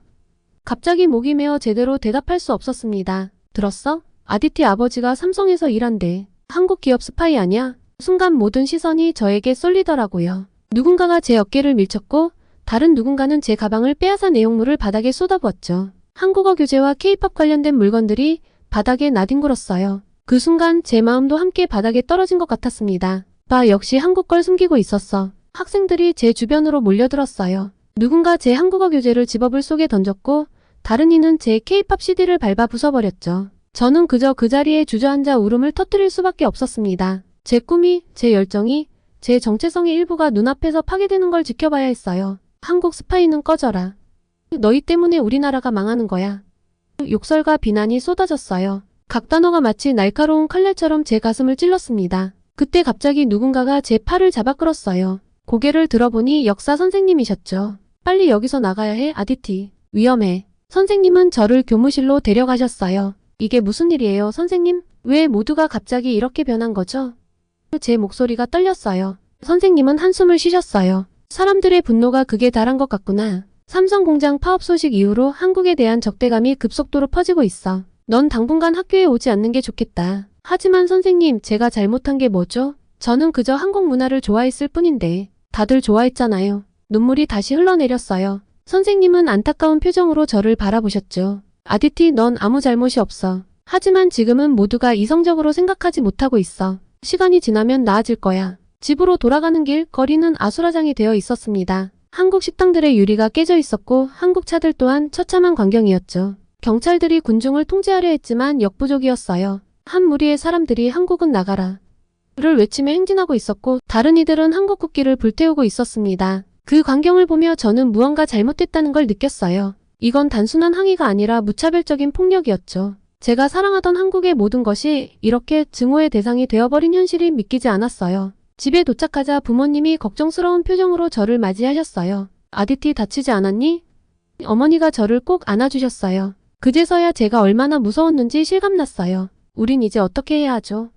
제가 떨리는 목소리로 물었어요. 아버지는 무거운 한숨을 내쉬셨어요. 아직은 모르겠다, 얘야. 하지만 우리 가족은 어떤 일이 있어도 함께 이겨낼 거야. 저녁 뉴스에서는 상황이 더욱 심각해지고 있다고 보도했어요. 한국 대사관 앞에서 대규모 시위가 벌어졌고 일부 시위대가 대사관 건물에 돌을 던지기도 했대요. 정부는 한국인들의 안전을 위해 긴급귀국을 권고했고 많은 한국 기업들이 인도 철수를 검토하고 있다고 해요. 이러다 정말 모든 한국 기업이 떠나버리면 어쩌지? 저도 모르게 중얼거렸어요. 걱정 마, 아디티. 아버지가 제 어깨를 토닥이셨어요. 이건 일시적인 현상일 뿐이야. 사람들이 진정되면 모든 게 제자리를 찾을 거야. 하지만 아버지의 말씀에도 불구하고 저는 불안했어요. 제가 알던 세상이, 제가 사랑하던 모든 것이 산산조각 나버린 것 같았거든요. 그렇게 폭풍우 같은 하루가 지나고 저는 집에 머물며 온라인으로 수업을 들었어요. 하지만 마음은 전혀 평온하지 않았죠. 창밖으로 들리는 시위대의 함성이 제 마음을 더욱 불안하게 만들었거든요. 그날 저녁 아버지가 평소보다 일찍 귀가하셨습니다. 하지만 아버지의 표정이 심상치 않았습니다. 여보, 무슨 일 있어요? 어머니가 걱정스럽게 물으셨어요. 아버지는 한숨을 쉬며 말씀하셨어요. 회사에서 나를 해고했어. 순간 온 집안이 얼어붙은 것 같았어요. 심장이 덜컥 내려앉더라고요. 어머니는 놀라서 입을 가리셨고 저는 그 자리에 주저앉고 말았죠. 어떻게 이럴 수가. 어머니의 목소리가 떨렸어요. 아버지는 고개를 떨구신 채 계속 말씀하셨어요. 15년을 넘게 일했는데 하루아침에 이렇게 버려지다니. 그들은 나를 보안 위험이라고 했어. 내가 인도인이라는 이유만으로. 저는 아버지의 말씀을 듣고 충격을 받았습니다. 제가 그토록 동경하던 한국 기업이 아버지를 이렇게 쉽게 버릴 수 있다니 믿기지 않았어요. 이제 어떻게 해요, 여보? 어머니가 눈물을 글썽이며 물으셨습니다. 아직은 모르겠어. 하지만 우리가 힘을 합치면 어떻게든 이겨낼 수 있을 거야. 아버지의 목소리에서 불안감이 느껴졌어요. 제 머릿속에서는 온갖 생각들이 뒤엉켰죠. 정말 한국은 우리를 이용만 한 걸까? 내가 그동안 믿고 사랑했던 모든 것들이 거짓이었던 걸까? 너무 혼란스러웠어요. 그리고 든 생각은 어떻게 회사를 위해 헌신한 우리 아버지를 이렇게 하루아침에 배신할 수가 있지? 한국이란 나라는 정말 내가 알던 나라가 아니구나. 다음날 아침 아버지는 새 일자리를 찾아 나가셨어요. 하지만 상황은 좋지 않았죠. 한국 기업들이 줄줄이 인도를 떠나면서 실업자가 급증했고 일자리를 구하기가 하늘의 별 따기처럼 어려워졌거든요. 아무도 나를 받아주지 않아. 아버지가 좌절한 표정으로 말씀하셨어요. 한국 기업에서 일했다는 이력이 오히려 독이 되고 있어. 어머니는 아버지를 위로하셨지만 저는 그 모습을 보며 가슴이 아팠어요. 우리 가족의 행복을 빼앗아간 것이 바로 제가 그토록 사랑했던 한국이라니. 분노로 가슴이 들끓었습니다. 한국이 너무 증오스러웠습니다. 이후 우리 가정의 상황은 점점 악화되었어요. 아버지의 한국 기업 이력은 더 이상 전혀 도움이 되지 않았거든요. 아디티, 내 학비를 어떻게 해야 할지 모르겠구나. 어머니가 미안한 표정으로 말씀하셨어요. 어쩌면 당분간 학교를 쉬어야 할지도 몰라. 그 말을 듣는 순간 제 꿈이 산산조각 나는 것 같았어요. 학교를 그만둔다면 제 미래는 어떻게 되는 걸까요? 한국과 인도의 문화를 잇는 사람이 되겠다는 꿈은 이제 이룰 수 없는 걸까요? 아버지가 편지 한 통을 들고 오셨어요. 삼성에서 온 거야. 퇴직금 관련 내용인 것 같아. 라며 편지를 뜯으셨어요. 퇴직금으로 잠시 생활비를 메울 수 있을까? 숨통을 트이려던 우리 가족에게 삼성은 또다시 배신을 했습니다. 편지의 내용은 우리 모두를 충격에 빠뜨렸어요. 퇴직금은커녕 오히려 아버지가 회사의 기밀을 유출했다는 의혹이 제기되어 조사 중이라는 내용이었습니다. 이게 무슨 소리야? 아버지가 분노에 차서 소리치셨어요. 내가 15년 동안 충성을 다했는데 이제 와서 나를 스파이 취급해? 어머니는 그 자리에서 주저앉아 울음을 터뜨리셨고 저는 그저 멍하니 서 있을 수밖에 없었어요. 커다란 돌로 머리를 맞은 기분이었습니다. 그 순간 아버지의 눈에서 뭔가가 변하는 걸 느꼈어요. 그동안 한국에 대해 좋은 감정만 가지고 계셨던 아버지의 표정이 순식간에 차갑게 변했죠. 이제 알겠다. 아버지가 낮은 목소리로 말씀하셨어요. 그들은 우리를 인간으로 보지 않아. 그저 이용할 수 있는 도구로만 여기는 거야. 그 말을 듣는 순간 저도 모르게 눈물이 흘렀어요. 제가 그토록 사랑했던 한국 그리고 그곳의 문화와 사람들, 배신감의 한국을 위했던 지난 날들이 후회가 되었어요. 다음 날 아버지는 변호사를 만나러 가셨어요. 하지만 결과는 좋지 않았죠. 소송을 해봤자 이길 가능성이 희박해요. 게다가 소송 비용도 만만치 않을 겁니다. 그 말을 들은 아버지의 표정은 더욱 어두워졌습니다. 결국 우리는 아무것도 할 수 없다는 거군요. 그날 저녁 우리 가족은 거실에 모여 앉았어요. TV에서는 여전히 반한 시위 소식이 나오고 있었고요. 봐라 아디티. 이게 바로 한국의 진짜 모습이다. 그들은 우리나라를 착취하고 우리를 이용하다가 버리는 거야. 아버지 말씀에 저는 아무 말도 할 수 없었어요. 제 안에서 무언가가 찢기고 무너져 내리는 것 같았죠. 내가 그토록 좋아하던 한국 문화? 그건 다 우리를 속이기 위한 거였어. 아버지의 목소리가 점점 높아졌어요. 이제부터 우리 집에선 절대로 한국 물건을 사용하지 않을 거다. 한국 음악도 듣지 말고 한국 드라마도 보지 마라. 어머니도 고개를 끄덕이셨어요. 아디티, 내 아버지 말씀이 맞아. 우리가 그동안 얼마나 어리석었는지 몰라. 저는 울음을 참으며 고개를 숙였어요. 제 방으로 돌아와 침대에 누웠지만 잠은 오지 않았어요. 벽에 붙어있던 한국 아이돌 포스터들이 저를 비난하는 것 같았죠. 저는 결심했어요. 제 방에 있던 모든 한국 관련 물건들을 정리하기로 했습니다. 한국어 교재, K-팝 CD, 한국 화장품, 모든 걸 상자에 담았어요. 하지만 마지막으로 남은 한 장의 사진 앞에서 저는 망설였어요. 그건 제가 처음으로 한국어 공부를 시작했던 교재입니다. 그때의 저는 얼마나 행복했었는지 떠올려 보니 저도 모르게 눈물이 흘러내렸습니다. 그때 어머니가 방에 들어오셨어요. 아디티 뭐하고 있니? 저는 흐느끼며 대답했어요. 엄마, 저는 어떻게 해야 할지 모르겠어요. 제가 그토록 사랑했던 모든 것들이 이제는 다 거짓말 같아요. 어머니는 저를 꼭 안아주셨어요. 아디티야, 넌 아무 잘못이 없어. 그저 한국이 문제가 있다는 것을 너는 몰랐잖니. 하지만 언젠가는 모든 게 괜찮아질 거야. 그날 밤 저는 일기장을 꺼내 이렇게 적었어요. 오늘로 나의 한국 사랑은 끝났다. 며칠이 지나고 우리 가족의 상황은 점점 더 악화되었어요. 저는 매일 아침 눈을 뜰 때마다 이 모든 게 악몽이길 바랐지만 현실은 냉혹했어요. 그런데 어느 날 저는 또 다른 변환점을 맞이하게 되었습니다. 우연히 인터넷에서 조회수가 낮은 한 기사를 발견했어요. 그 기사는 인도 노동조합의 비리와 정치적 음모를 폭로하는 내용이었죠. 기사에 따르면 이번 파업은 실제로는 인도 내 극단적 민족주의 세력과 경쟁 기업들이 공모하여 계획한 것이었대요.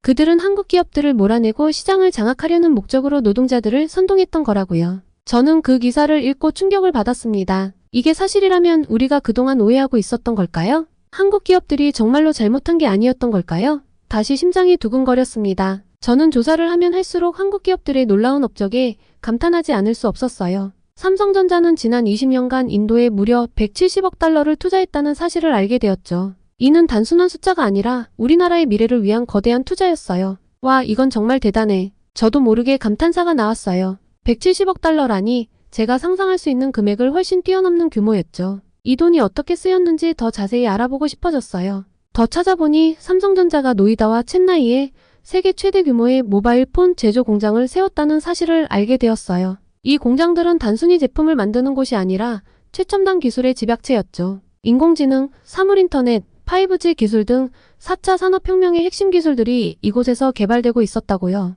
그만큼 놀라운 건 일자리 창출이었습니다. 삼성전자 하나만으로도 직접 고용 7만 명, 간접 고용까지 포함하면 무려 20만 개의 일자리를 만들어냈다는 거죠. 이는 20만 가구, 아마도 100만 명 가까운 사람들의 생계를 책임지고 있다는 뜻이거든요. 이건 정말 대단해. 한 기업이 이렇게 많은 사람들의 삶에 영향을 미치다니. 저는 깊은 감동을 받았어요. 우리 아버지처럼 이 회사에서 일하는 수많은 아버지들, 어머니들, 그리고 그들의 자녀들. 그들 모두의 꿈과 희망이 이 숫자 속에 담겨 있다고 생각하니 가슴이 뭉클해졌어요. 게다가 한국 기업들은 단순히 공장을 세우고 물건을 만드는 것에 그치지 않았어요. 그들은 인도의 젊은이들에게 첨단 기술을 가르치고 글로벌 비즈니스 노하우를 전수해주고 있었습니다. 삼성이 운영하는 기술 학교에서는 매년 수천 명의 인도 학생들이 최신 기술을 배우고 있다고 했죠. 이건 마치 물고기를 주는 게 아니라 물고기 잡는 법을 가르쳐주는 거나 다름없어. 저는 감동받았어요. 이런 교육 프로그램들이 인도의 미래를 얼마나 밝게 만들어줄지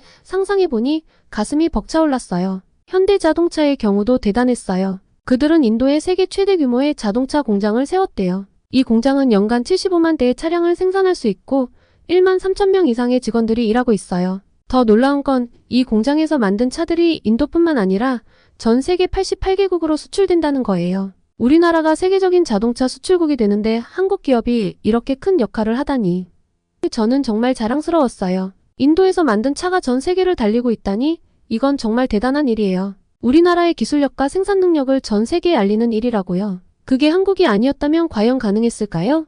또한 그들은 인도의 청년들에게 자동차 정비 기술을 가르치고 있다고 해요. 이 프로그램을 통해 지금까지 10만 명 이상의 청년들이 새로운 기술을 배우고 일자리를 얻었대요. 이건 정말 대단해. 단순히 차를 만들어 파는 것을 넘어 인도 사람들의 미래까지 생각하고 있다니. 저는 현대자동차의 사회적 책임 의식에 깊은 감명을 받았어요. 가슴이 계속 뛰었습니다. 이번엔 LG전자를 찾아보았어요. 그들은 인도 전역에 제품 연구개발센터를 설립했다고 했죠. 이곳에서 인도의 우수한 엔지니어들이 세계 최고 수준의 기술을 개발하고 있다고 했습니다. 이는 단순한 기술 이전을 넘어 인도를 글로벌 기술 혁신의 중심지로 만드는 데 기여하고 있는 거죠. 미쳤어. 한국 기업들이 우리나라의 미래를 함께 만들어가고 있는 거야. 저는 가슴이 벅차올랐어요. LG전자가 개발한 인도 시장 맞춤형 제품들이 얼마나 우리의 일상을 편리하게 만들어주고 있는지 새삼 깨달았거든요. 기업이 이렇게까지 사회적 책임을 다하다니 정말 존경스러워. 이게 과연 정말 나쁜 기업일까? 이런 사실들을 알게 되면서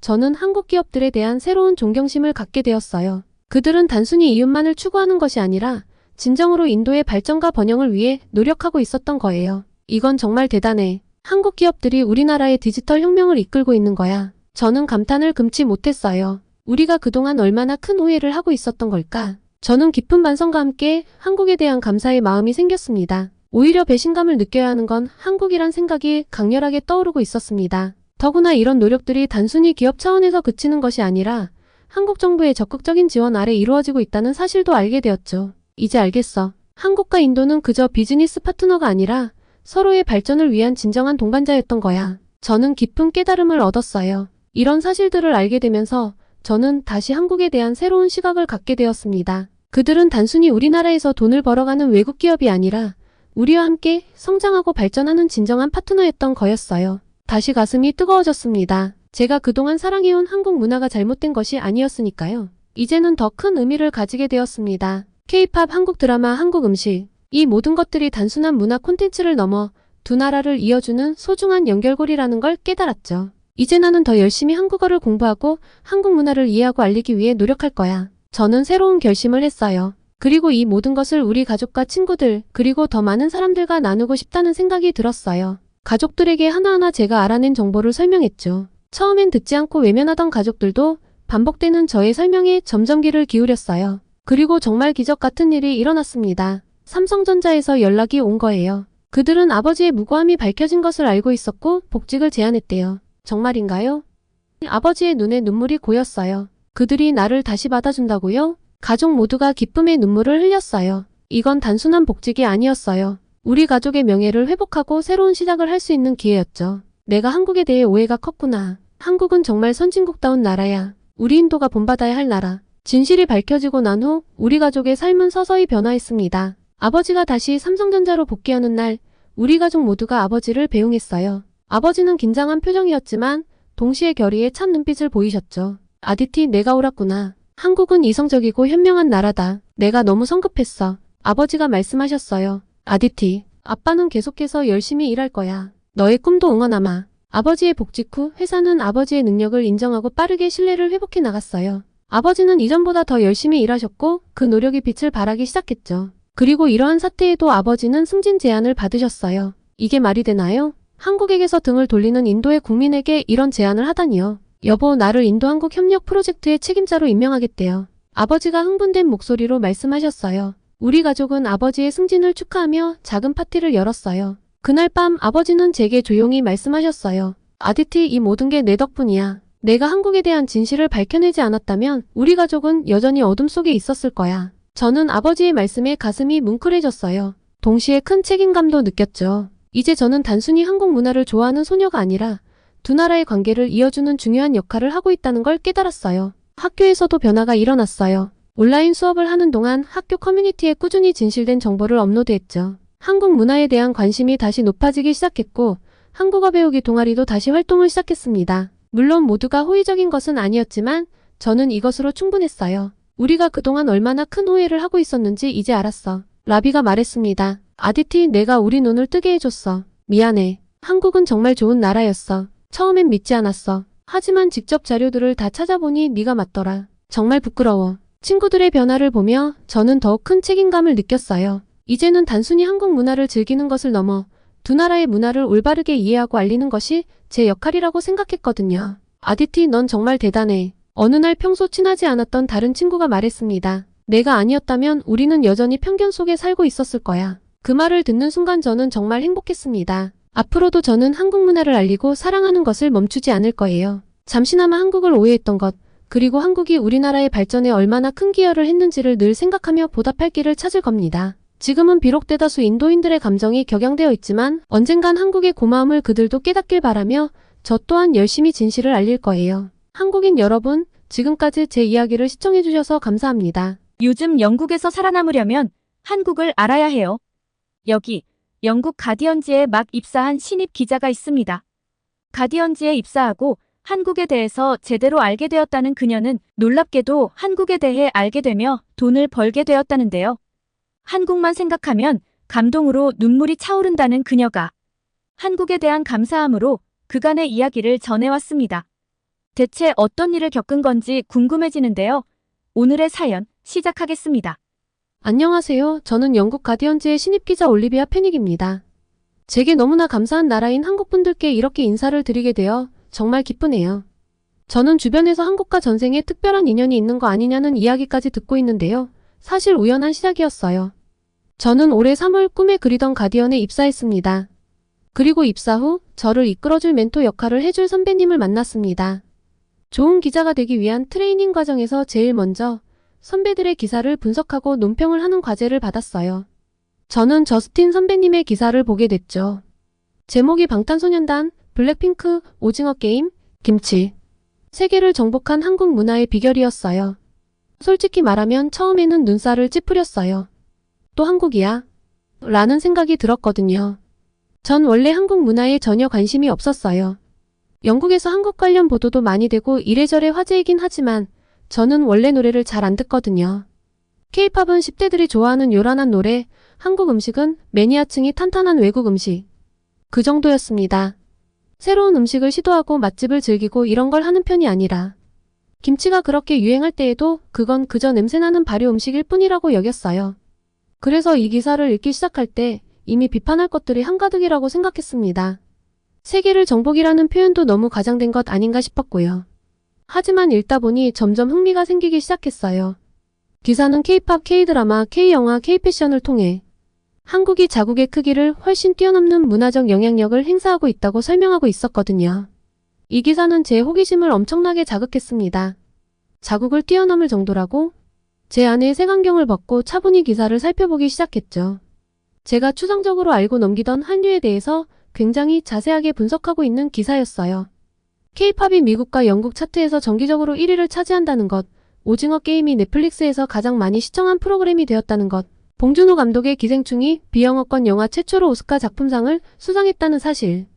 그리고 이런 성과들이 어느 나라나 우연히 한 번쯤 거둘 수도 있겠지만 이런 흐름이 일회성이 아니라 몇 년째 지속되고 있다는 점이 더욱 놀라웠어요. 맞아요. 그러고 보니 정기적으로 한국의 음악이 영국 차트에 오르고 있다는 뉴스가 나왔고 넷플릭스에서도 익숙하게 한국의 작품들을 보곤 하죠.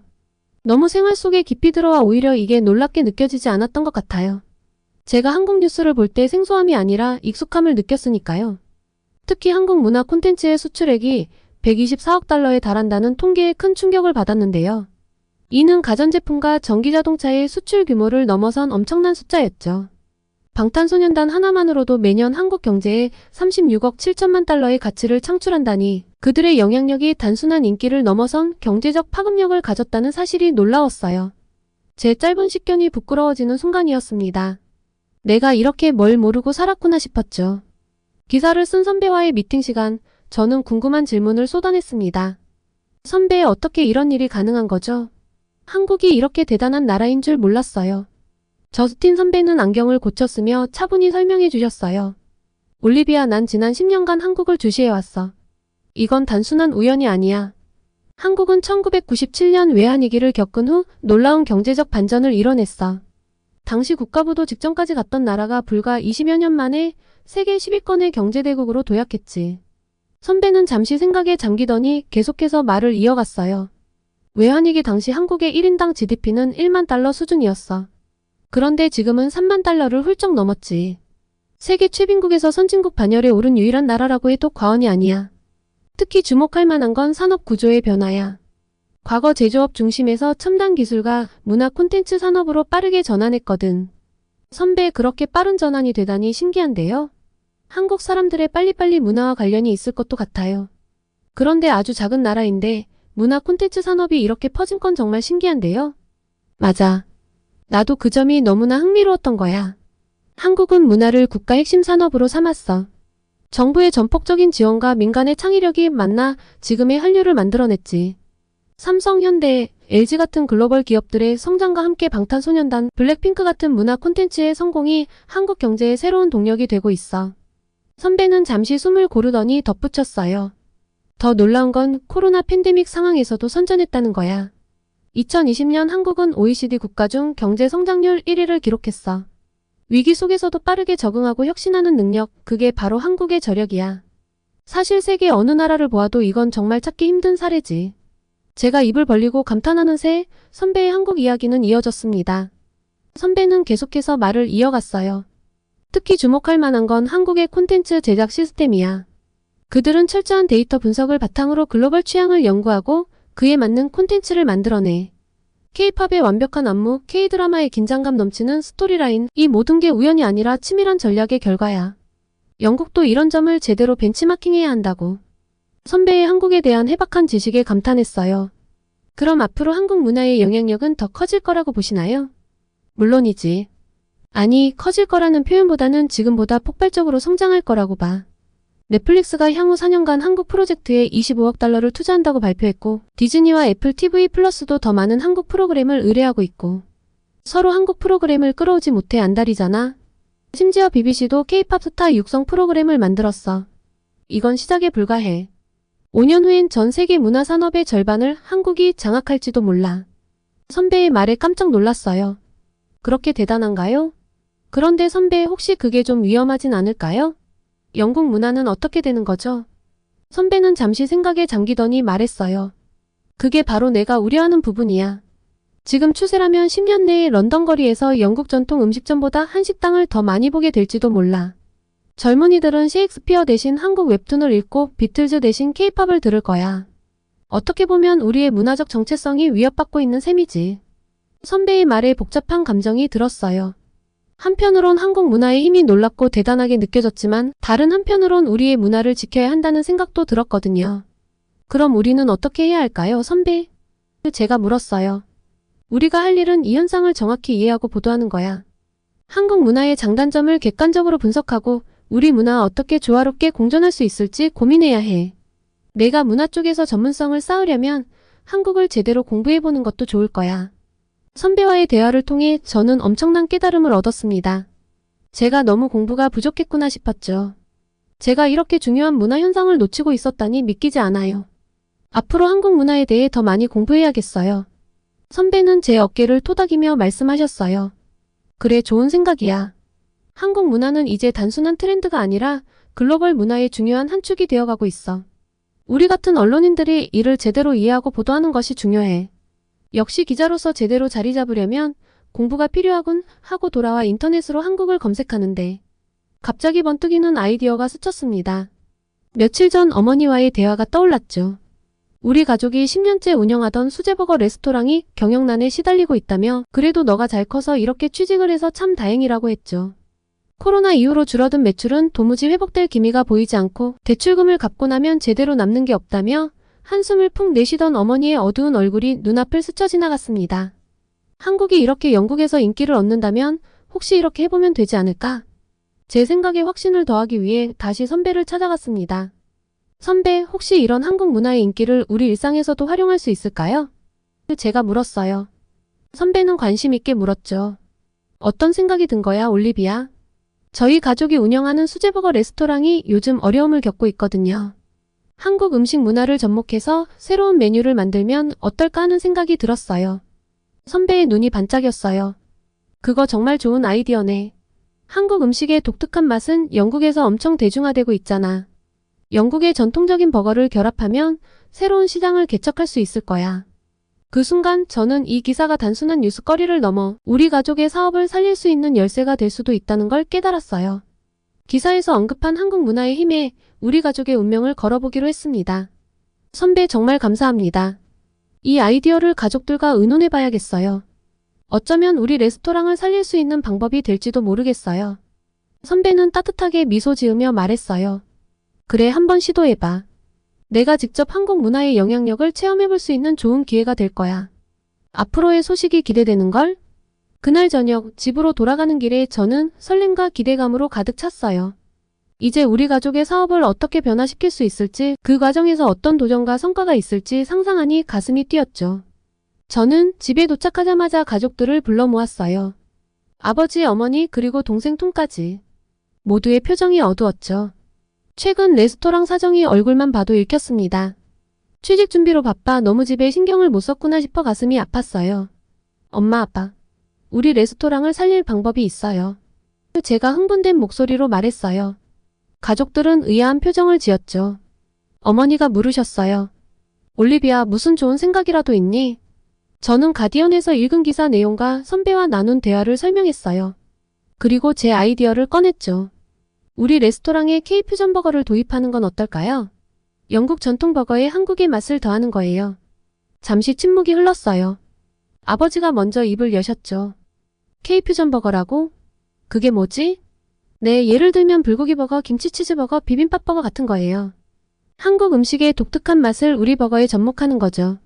동생 톰이 웃으며 말했어요. 누나, 농담이지? 아예 한식당도 아니고 영국 사람들이 그런 퓨전 버거를 먹을 리가 없어. 새로운 음식 싫어하잖아. 하지만 저는 포기하지 않았어요. 톰, 넌 몰라서 그래. 지금 전 세계적으로 한국 문화가 엄청난 인기를 끌고 있어. 음식도 마찬가지야. 우리가 이 트렌드를 잘 활용하면 충분히 성공할 수 있을 거야. 어머니는 걱정스러운 표정이었어요. 하지만 올리비아, 우리는 한국 음식에 대해 아무것도 모르잖니.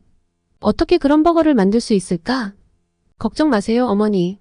제가 한국 요리를 공부할게요. 유튜브도 있잖아요.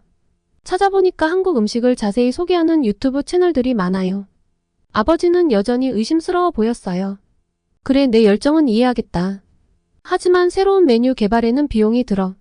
지금 우리 형편에 그럴 여유가 있을까? 저는 깊은 숨을 내쉬었어요. 아버지, 저도 압니다. 하지만 이대로 가다간 우리 레스토랑이 문을 닫을지도 몰라요. 지금은 모험을 할 때예요. 제가 받는 월급을 투자할게요. 그리고 이제 막 취직하긴 했지만 은행에서 대출도 어느 정도 나오더라고요. 우선 그걸로 시작해보면 어떨까요? 가족들의 표정이 조금씩 누그러졌어요. 결국 어머니가 말씀하셨죠. 그래, 한번 해보자. 올리비아가 이렇게 열정적인데 우리가 도전하지 않을 이유가 없지.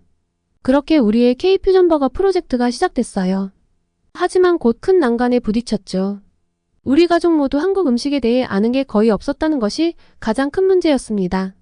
한인마트에서 사서 조달하기에는 비용이 너무 커 우리가 만들 줄 알아야 하는데. 유튜브 영상을 보며 만들어본 우리의 한국 음식은 모두 개판이었습니다. 이대로는 안 되겠어. 저는 결심했어요. 한인 커뮤니티의 도움을 받아보자. 한인 커뮤니티에 글을 올리고 도움을 요청했습니다. 처음엔 좀 어색했지만 대부분의 한인분들이 정말 친절하게 도와주셨어요. 한 어머니께서는 김치 담그는 법을 직접 보여주시고 또 좋은 조언도 해주셨습니다. 김치는 한국 음식의 기본이에요. 이걸 잘 활용하면 다양한 맛을 낼 수 있을 거예요. 생각보다 다른 음식들과 조화가 좋으니 잘 응용해보세요. 그리고 한국분들의 도움으로 유튜브에서 제대로 한식 요리를 소개하는 채널들을 소개받았습니다. 그런데 이렇게 찾아보면 찾아볼수록 놀라운 것이 있었습니다. 세상에나 한국 음식들의 먹방 영상 조회수가 어마어마한 거예요. 와, 전 세계 사람들이 이렇게나 한국 음식에 관심이 많구나. 새삼 놀랐어요. 그리고 이 프로젝트가 분명된다는 확신이 생겼죠. 저는 유튜브를 통해 불고기 양념, 비빔밥 고추장 소스 등 다양한 레시피를 배웠어요. 한인 커뮤니티의 어머니들이 도움을 주셔서 한국 맛이라는 검증도 제대로 거쳤습니다. 그런데 버거에 적용하는 건 또 다른 이야기였습니다. 김치의 신맛과 버거 패티의 조화를 찾는 게 특히 어려웠어요. 이건 너무 짜. 이건 또 너무 심심해. 김치 느낌이 없잖아? 가족들의 평가는 냉정했어요. 하지만 포기하지 않고 계속 도전했죠. 한국 식재료 가게에서 다양한 재료들을 사다가 실험해보고 한인 커뮤니티에서 배운 팁들을 적용해가며 조금씩 발전해 나갔어요. 이 과정에서 한국 음식 문화에 대해 더 깊이 알게 됐어요. 발효 음식의 중요성, 오방색의 의미, 음양의 조화 등 한식의 철학까지 배우게 된 거죠. 우와, 한국 음식에는 이렇게 깊은 문화가 숨어 있었구나. 처음엔 한국을 이용해서 돈을 벌어보자라는 생각이었는데 알면 알수록 놀라운 문화였습니다. 영국의 음식 문화는 이에 비하면 비교 자체가 민망한 지경이었죠. 이렇게 한 달여간의 노력 끝에 드디어 우리만의 K퓨전 버거 레시피가 완성되어 갔어요. 이제 우리는 자신감을 가지고 본격적인 도전을 시작할 준비가 되었죠. 완성된 메뉴는 4가지였습니다. 불고기 버거, 김치치즈 버거, 갈비 버거, 그리고 제가 가장 자신 있게 만든 고추장 버거였죠. 출시 당일 우리는 모두 긴장했어요. 과연 손님들의 반응이 어떨지 궁금했거든요. 첫 손님은 평소 단골이셨던 할아버지였어요. 오, 이건 뭔가 새로운데? 한번 먹어볼까? 할아버지는 고추장 버거를 고르셨어요.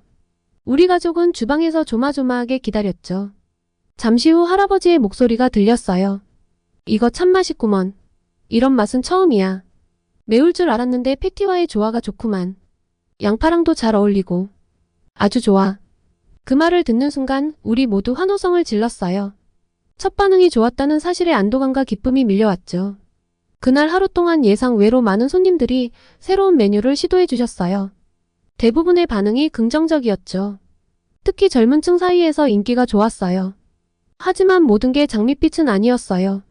일부 손님들은 이게 뭐야? 난 전통적인 버거가 좋아라며 불평하기도 했죠. 또 어떤 분은 한국 음식 맛이 제대로 안 나라고 지적하셨어요. 그래도 우리는 포기하지 않았어요. 손님들의 피드백을 꼼꼼히 기록하고 계속해서 레시피를 개선해 나갔죠. 이번 프로젝트에 가장 부정적이었던 동생 톰도 이제는 열심히 돕기 시작했어요. 누나, 인스타그램에 우리 버거 사진을 올려볼까? 요즘 젊은이들은 다 거기서 맛집을 찾더라. 톰의 제안으로 우리는 소셜미디어 마케팅도 시작했어요. 예쁘게 플레이팅한 버거 사진을 올리고 해시태그도 열심히 달았죠. 빠른 속도로 찍히는 하트를 보며 신기함을 감추지 못했습니다. 정신없는 첫 주가 지나고 매출을 정리해보니 소폭이지만 분명히 상승했어요. 가족들의 얼굴에 조금씩 희망의 빛이 돌아오는 게 보였죠. 올리비아, 내 아이디어가 정말 대단해. 아버지가 어깨를 토닥여 주셨어요. 아니에요, 아버지. 우리 모두가 힘을 합쳤기에 가능했어요. 이제 시작일 뿐이에요. 앞으로 더 열심히 해서 우리 레스토랑을 런던 최고의 K퓨전 버거 맛집으로 만들어요. 그날 밤 피곤했지만 가슴이 벅찼어요. 이것이 바로 제가 꿈꾸던 변화의 시작이라는 걸 느꼈거든요. 한국 문화의 매력을 영국 사람들의 입맛에 맞게 재해석하는 이 도전이 우리 가족의 운명을 바꿀 수 있을 거란 희망이 생겼죠. 놀라운 변화는 단순히 매출에만 있지 않았습니다. 제 마음속에서도 큰 변화가 일어났는데요. 제가 한국 문화에 큰 관심이 없다고 했잖아요. 이번 K퓨전 버거를 위해 공부하면서 한국의 음식 문화에 대해 이해를 하기 시작했지만 아직도 한국 문화에 대해서는 제대로 알지 못했는데요. 점점 더 깊이 있게 공부하고 또 알아봐야 한다는 생각이 들었습니다. 한국을 바라보는 자세가 완전 변했죠. 우리 레스토랑을 찾는 손님들은 단순히 버거만 먹으러 오는 게 아니었어요. 많은 분들이 한국 문화에 대해 물어보셨죠. 비빔밥은 어떤 음식이에요? 소주는 어떻게 마시는 게 좋나요? K-팝 추천 좀 해주세요. 이런 질문들에 제대로 답을 하지 못한다면 저는 한국을 이용만 한 꼴이 되고 제대로 된 한국 문화를 전달하지 못한다면 본질을 잃어 오래 갈 수 없다고 생각했어요. 그래서 저는 찾아주시는 손님들께 부끄럽지 않도록 더 열심히 한국 문화를 공부하기 시작했죠. 이런 활동들을 하다 보니 가디언에서의 제 역할도 자연스럽게 바뀌어 갔어요. 이제는 한류 전문 기자를 꿈꾸게 되었죠. 영국 내에서 한국 문화를 제대로 알리는 전문가가 되고 싶어졌어요.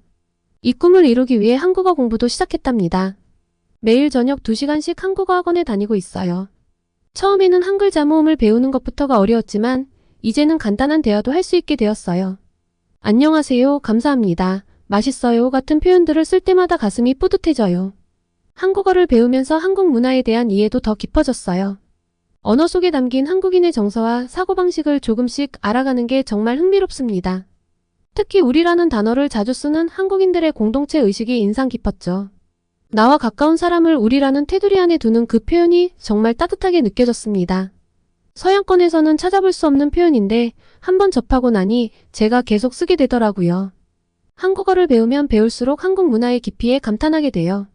한 나라의 언어를 배우는 것은 그 나라의 심장을 이해하는 것과 같잖아요. 한국어를 통해 저는 매일 새로운 한국을 발견하고 있습니다. 그리고 한국 문화의 힘은 단순히 트렌디한 콘텐츠에만 있는 게 아니에요. 세계인의 마음을 뒤흔든 콘텐츠의 밑바탕에는 따뜻한 정과 나눔, 사람 존중의 문화가 있죠. 제가 경험한 한인 커뮤니티의 친절함이 바로 그 증거예요. 바로 이런 따스함이 전 세계인에게 통했다고 생각합니다. 최근 한국에 대한 기사를 준비하며 써둔 내용의 일부인데요. 이 모든 경험을 하면서 저는 깊은 감사함을 느꼈어요. 특히 우리 가족이 어려움을 겪을 때 아낌없이 도와주신 한인 커뮤니티 분들께 정말 감사했죠. 그분들의 친절과 한대가 없었다면 우리의 성공도 없었을 거예요. 감사한 한국 분들께 보답하기 위해 저는 영국 국민들에게 한국의 아름다움을 제대로 전달하기 위해서 한국을 온전히 이해하고 제대로 된 한국의 모습을 전달해야 한다고 생각합니다. 그래서 앞으로 한국어 실력을 더욱 키워 한국 사람들과 직접 소통하며 그들의 이야기를 생생하게 전해보고 싶습니다. 최종 목표는 단순히 한류 현상을 보도하는 것을 넘어서 한국의 역사, 전통, 현대문화 그리고 그 속에 살아가는 사람들의 이야기를 깊이 있게 전달하는 거예요. 한국에 대한 제 열정과 노력이 영국과 한국 사이의 문화적 가교 역할을 할 수 있기를 바랍니다. 이제 곧 휴가를 얻어 첫 한국 여행을 앞두고 있는데요. 저는 설렘과 기대로 가득 차 있습니다.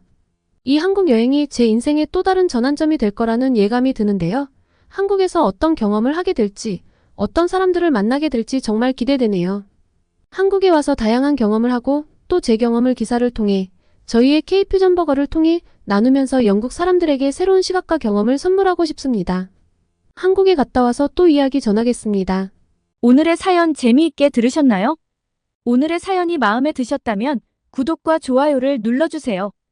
여러분의 구독과 좋아요는 계속해서 좋은 사연을 소개할 수 있는 힘이 됩니다. 이상 감동저장소였습니다.